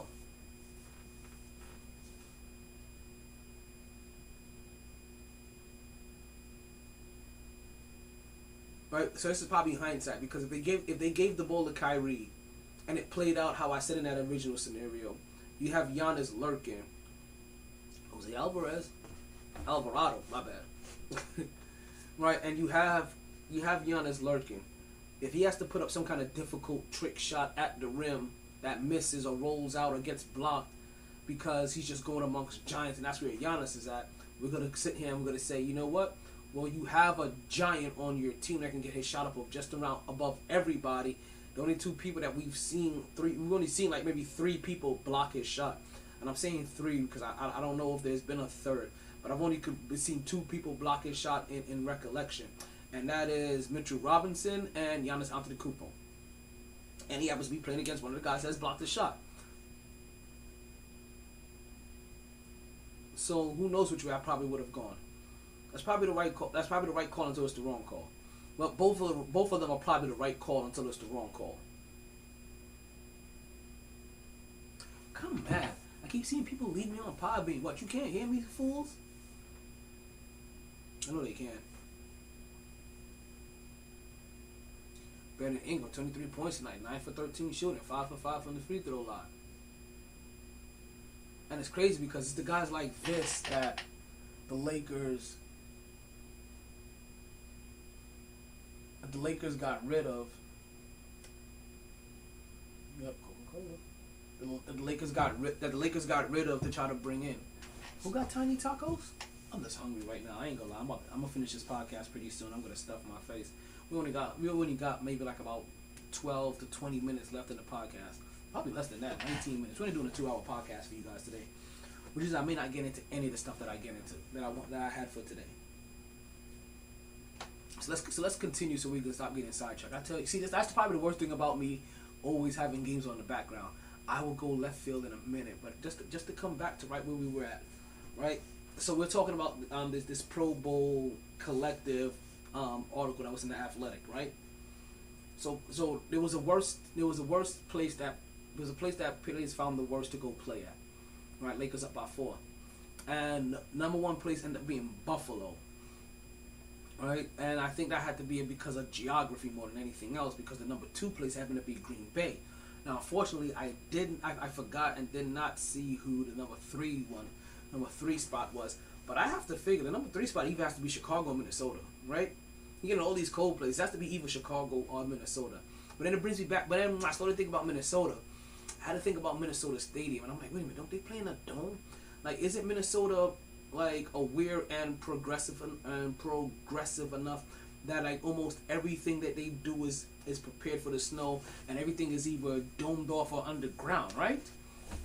So maybe that place isn't so bad to play at because you're in a domed vicinity, right? New Orleans hits a 3-pointer to bring it back to a 1-point game, folks. 199 Lakers. 6 minutes left to go in this game. And Milwaukee looks like they're controlling overtime right now, 118 to 115. 2.5 left to go in the game. Kyrie with the ball up.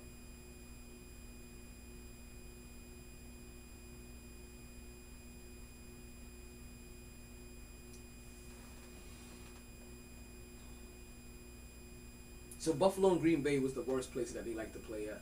I didn't look at the best place that because that's not really that intriguing. What I did look at was who was the coach that they all like to play for. And I'm not gonna lie to you. I guessed this right. And I guessed this right based off of one thing and one thing only. As it looks like this podcast and this viewing of this Milwaukee and Brooklyn game is going to be ending right around the same time. And I'm probably we might have a little bit more time left in just about a little bit of time left in this Lakers and New Orleans game. But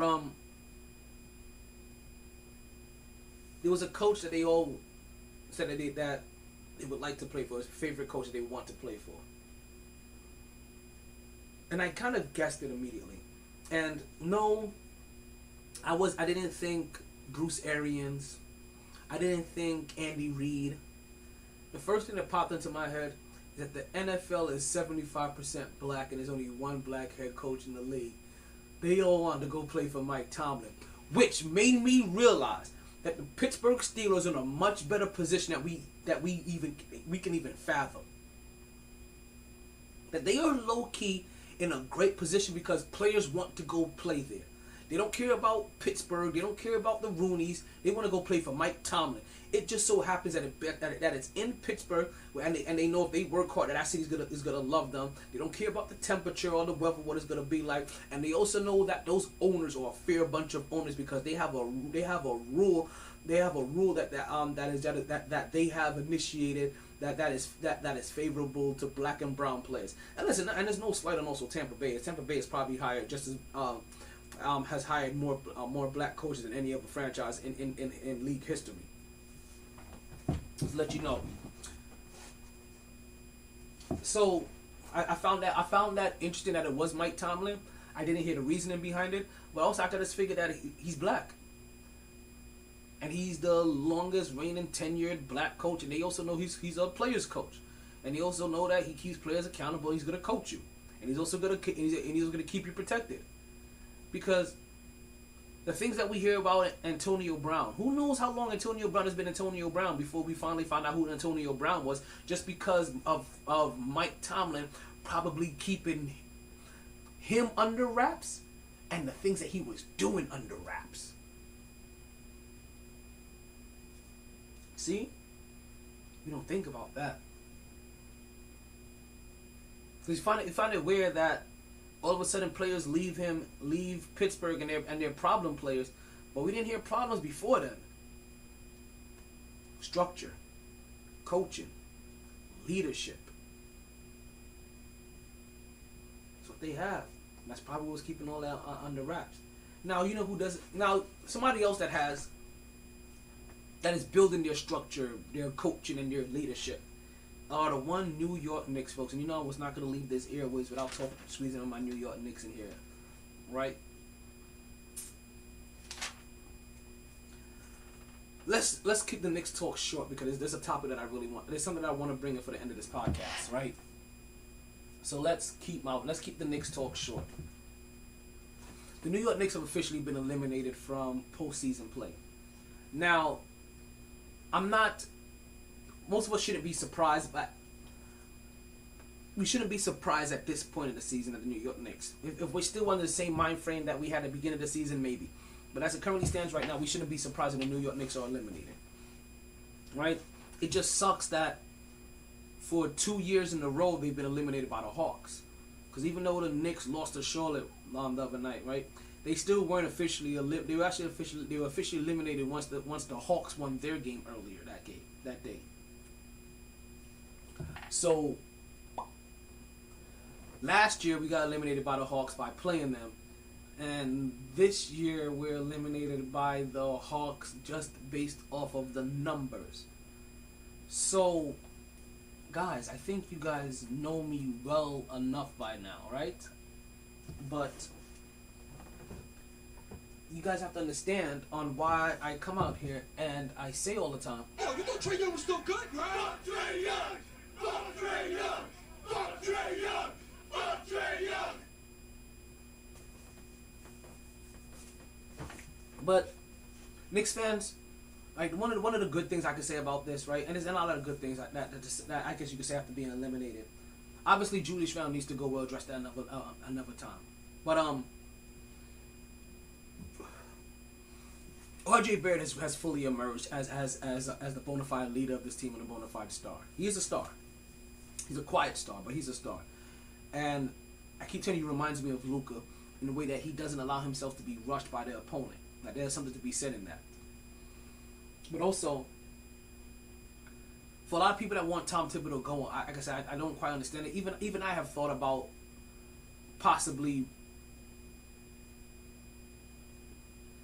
Kevin Durant his ankle, but possibly replacing Tom Thibodeau from this team. But then when I see how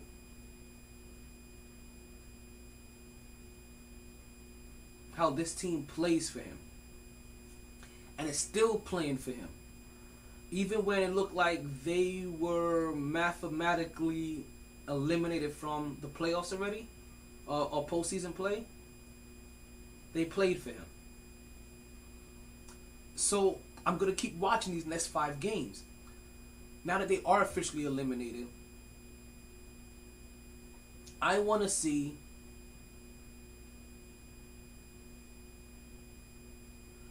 I didn't even see him touch his right foot.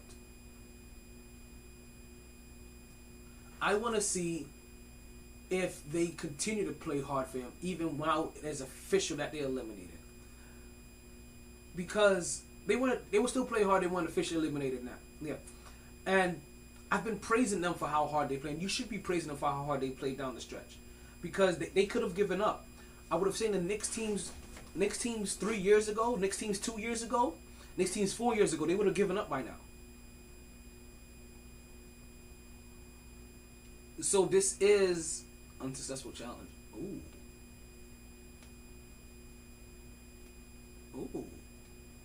There's a lot of determining factors to Brooklyn losing this game. So I wonder who's going to replace Tibbs. And obviously Knicks, if you're Knicks fans, you don't want to keep changing coaches all the time. And until you get that next coach that you know is more highly respected than Tibbs, and can take us further than Tibbs, the only person I could think of is Ty Lue. Right? How many coaches has their team playing hard for them all the way through the season?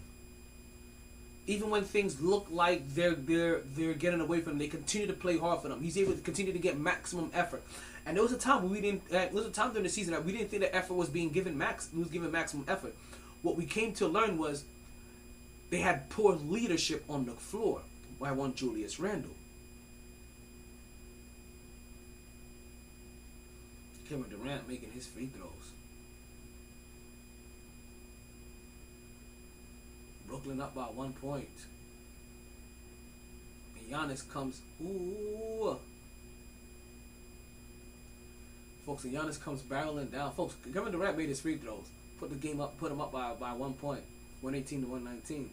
Giannis takes the ball just about, what was it? A few seconds, 11 seconds left. Does a little Euro step. Comes right into the defender, so he gets a body into Claxton. Claxton fouls the shit out of him. Kevin Durant didn't foul him. You see Bruce Brown upset.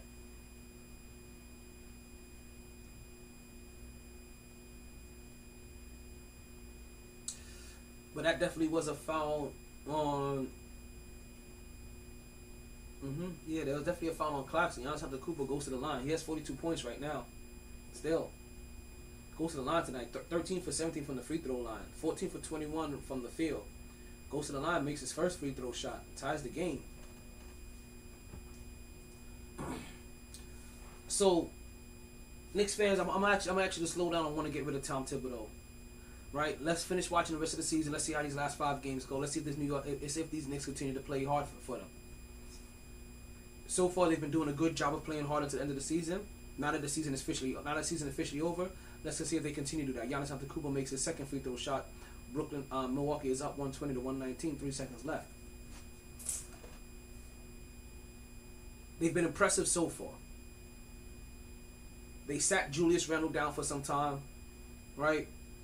They let the young guys get some burn. They did great. You see Julius Randall still having issues even when the team is winning. Don't understand what the fuck that guy's problem is. Fucking loser. Julius Octavius Randall.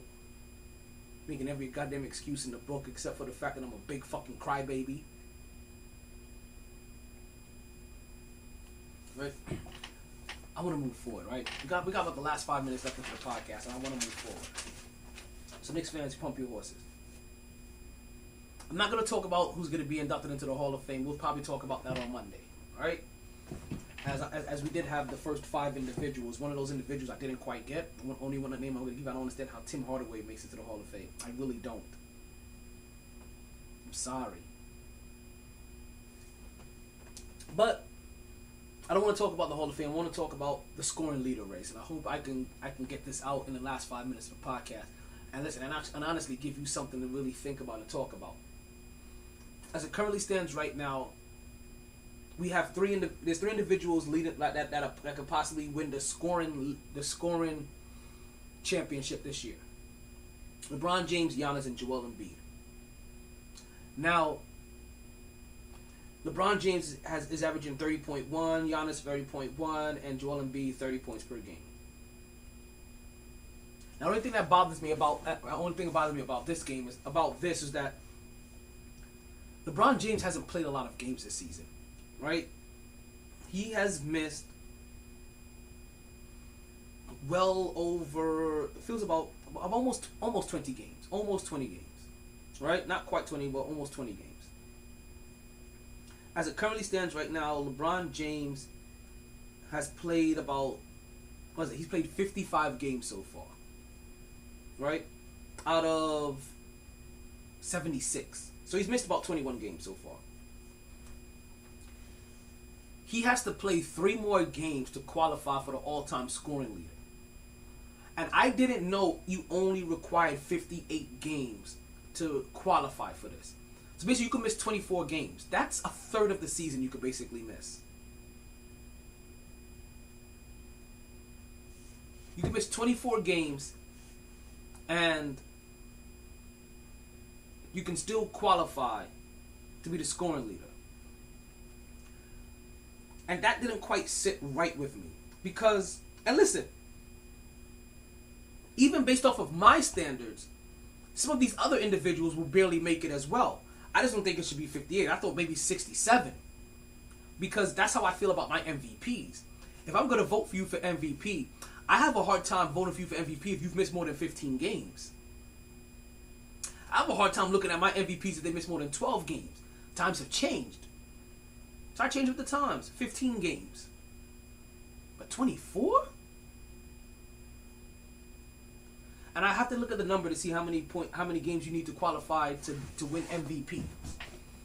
But 24 games? I did not know you could miss 24 games. So this is now where my issue comes in. LeBron James has played 55 games. Giannis has played 63 games. Joel Embiid has played 63 games. Like I said, but even those guys would have to play out the rest of the season to qualify under my standards. Right?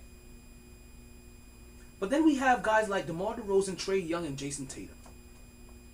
DeMar DeRozan has played 72 games. Trash Young has played 71 games. Jason Tatum has played 72 games. At this current rate, all of these guys are going to play over 75 games. DeMar DeRozan is averaging 28 points per game. Trae Young is averaging 28.2 points per game. And Jason Tatum is averaging 27 points per game. Right?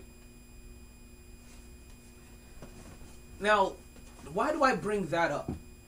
Because those guys are the scoring leaders in total points. See?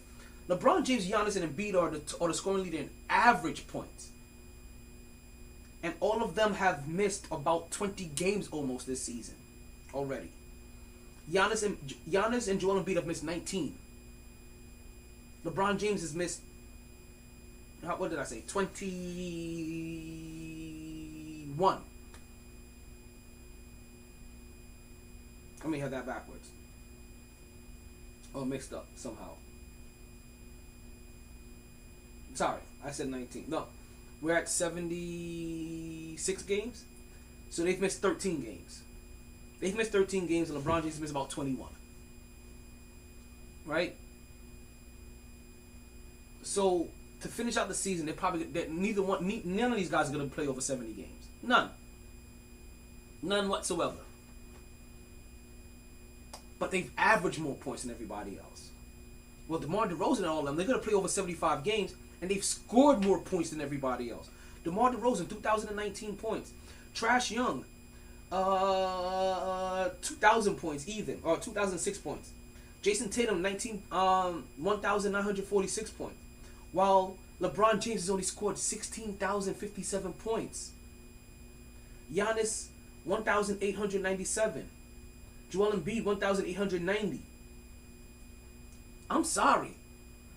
I know that some weird universe that this may be used in, that LeBron James is going to try to use this year as a positive, that I led the league in scoring. I was one of the top 3. No, you weren't. Because games matter. Just like how you're not going to vote for LeBron James for MVP because of all the games he missed.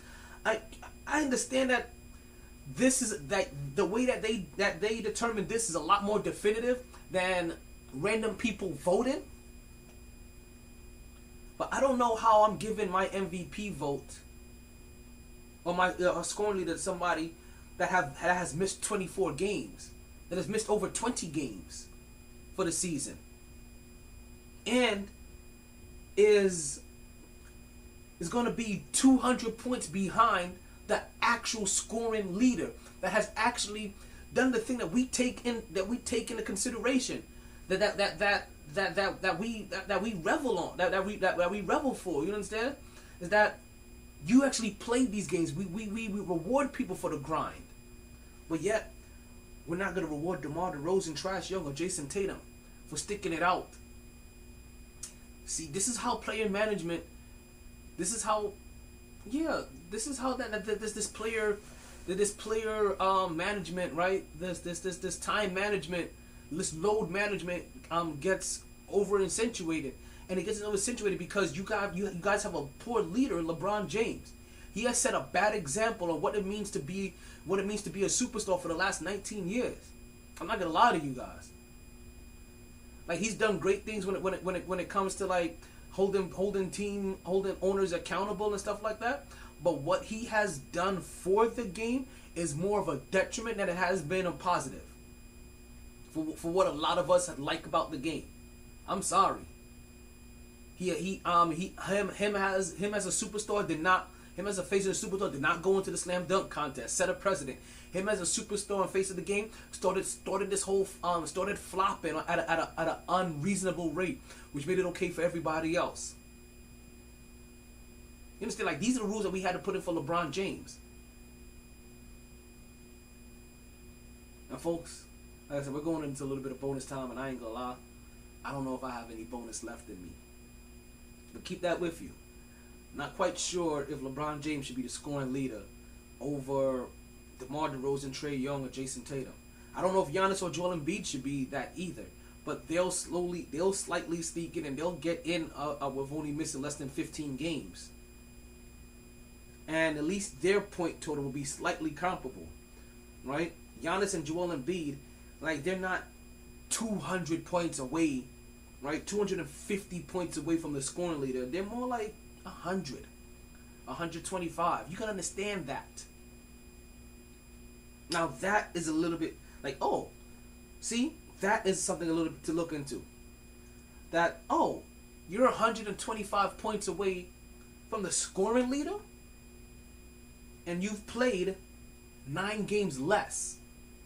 9 games less for 100 points. You understand? We're talking about 10 points per game, basically now. So for Giannis and Joel Embiid, I can definitely see them much more getting a nod. Right? I can see it being much more acceptable that they may get the scoring lead over LeBron James. I can see 5 individuals getting the scoring title over LeBron James. Because to be honest with you, your king ain't deserving. And I have to watch this Winning Time show, The Rise of the Lakers Dynasty. I gotta watch this for real, for real. I gotta see when that orgy comes about. But folks, this has been the MyT Sports Podcast. That's the show. Thank you guys for listening. Thank you guys for being with me. We've been giving you guys two good quality hours. Hope you guys like it. Now I see which audio I truly want to share. I think I'm gonna share the one. I said I'm gonna share the one from the website for you guys. But thank you for coming. I hope you guys continue to catch a wave that never subsides. I had some other introspective shit I said I wanted to start telling you guys, but I completely forgot. Oh, I know what it is now. Oh. Listen, be the person that you want to. Listen, when everything that you do, be the person that you want to hire. If you wouldn't hire you based off of your patterns and habits, then you should start working on being the person that you would hire. Because if you wouldn't hire you, why would you want any? Why do you think anybody else would hire you or keep you for long? Think about that. Be the kind of person that you would want to hire. Be the kind of person that you would trust running your empire, running your business, without having to worry. And if you're not that person, then let's start working on becoming that person. One day at a time, 1 minute at a time, 1 second at a time. Peace, love, and hair grease. Let's get all out of here. Stop fucking with crazy bitches. They'll ruin your life.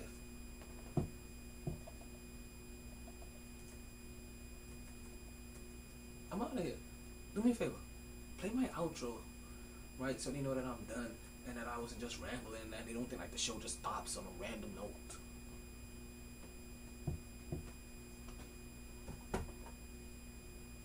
Honest. Try it again. Sorry, B. I tried. Honest. All the bandwidth in the world couldn't keep me contained. No lag, no lag. Gonna share my talents with Podbean Live. I got a mosquito bite right Always there. knew I'd take the pod there. Just a lot later than a lot of listeners thought.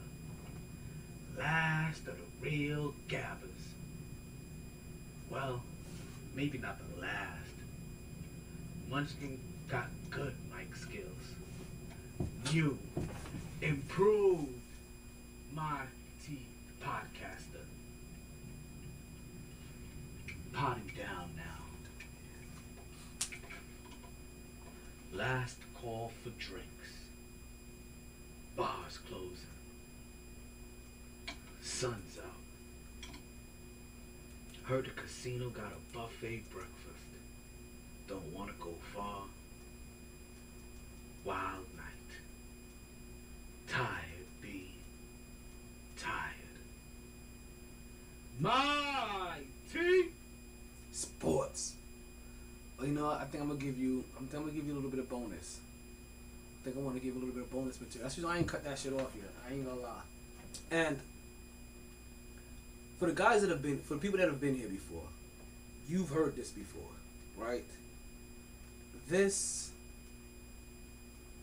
isn't so much for you than it is for people in the back. The people that's their first time coming out. Is this game over? Did the Lakers win? They must have won. I see all the cameras on LeBron James and them. 6 seconds left. LeBron James. LeBron James. LeBron James. LeBron James. Air ball 3. All those LeBron James, that was him pump faking, pump faking, pump faking, pump faking, pump faking. And I see them all on the Lakers, right? And it's funny. I said that the Lakers must have won because all I've seen them do so far is keep the camera on the Lakers the whole entire time since this game ended. But the Lakers did not win. They lost this game 114 to 111. CJ McCullough 32 points, Brandon Ingram 29 points. Also added 17 from Valanciunas and 12 from Jones. LeBron James will have 38 points in this game to lead all scorers and 13 for 23 shooting. That's about what CJ McCullough did, just with 6. CJ McCullough put up 6 less points. So Anthony Davis, he added some good pointage as well, but just wasn't enough. He was the Lakers' second leading scorer. I know you guys wondering what the fuck is he doing. I'm over here looking for my remote. Oh shit! Only because, like, I want to give you that bonus material, but yeah, that happened. But I'm also trying to catch this Hall of Fame ceremony, this WWE Hall of Fame ceremony. As you guys know, WrestleMania is tomorrow, right? So their Hall of Fame ceremony, I think, is going to be tonight on the Peacock. So let's go ahead and give you guys. Let's go ahead and give you guys this bonus material, right? And like I said, some of you guys may have heard this before if you listen to this podcast. If you haven't listened to the podcast, then this may be the first time that you're hearing this, right? But for everybody else, it's okay. You can start packing up your briefcase and go because you may have been here before. This one, again, is for the leagues around the world, right? Or the leagues around the USA. The NBA, baseball, I guess. Not really. But let's just cut the chase. It's for the black sports. Hold on. Okay. Let's start over, right? Like this one right here. This one is for the NBA. This one's for the NFL. Right? Like this has been a freebie for you guys. If this is your first time on the podcast, then this is the first time you're gonna hear this. If this is not your first time, then you've heard this before. So you guys may know what I'm about to say. This is me 100% again addressing the NFL, the NBA, and their replay rules, right? As we've seen a couple of replays that may not have gone some players' way this game, right? Tonight, last night, and in the past. And I'm going to let you leagues know exactly how you can rectify all of your issues, cover your ass, take care of your referees, and also, more importantly, make some money. Right? Ready for this? Ready for this? Alright, this is what you do. You start putting your replays on a shot clock, on a timer. And what you do is that you make that you make that timer match your respective timer in your sport anyway. NBA, you give them 24 seconds. NFL, you give them 35 seconds. Major League Baseball, whatever new thing you've done for your pitch clock, right? But you give them that time, right? And that time is important because it's the first part of the out that the referees get, the CYA. So instead of them missing bad calls that we all can easily see in 5 seconds was one way or another, what they can say, what they can start saying now is, given the allotted time, we did not find enough evidence to overturn this play. That allows them to fuck up and be covered by the pitch clock that you get, by the time that you've given them. So now we don't have to spend 5 minutes just for them to get it wrong and for the whole world to see that they were wrong. 'Cause that's bad for business. So you put that pitch clock on there. You cover your referees. You help protect your referees. Now here goes with a part that you probably want to know about. Let's make some money with this. The way that you should do your reviews and your replays, or you do your reviews, is that you run a picture-in-picture commercial. So now that's a paid slot while they're doing whatever the hell they're doing, we get to still see action. We still get to see them review whatever, and now we get a commercial ran. So now maybe even change the way you do your replays. Maybe now you get one a quarter, and you keep that one until you get one wrong. But you get one a quarter to get wrong, and that's it. You lose all replays. Think about it. Money, CYA. That's the bonus shit I'm gonna give you guys for the podcast. For everything else and everybody else, again, thank you guys for being here. We're done.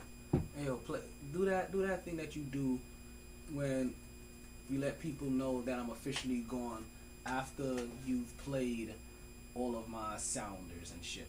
You know what I'm talking about when you put that curtain up and I'm like, oh shit.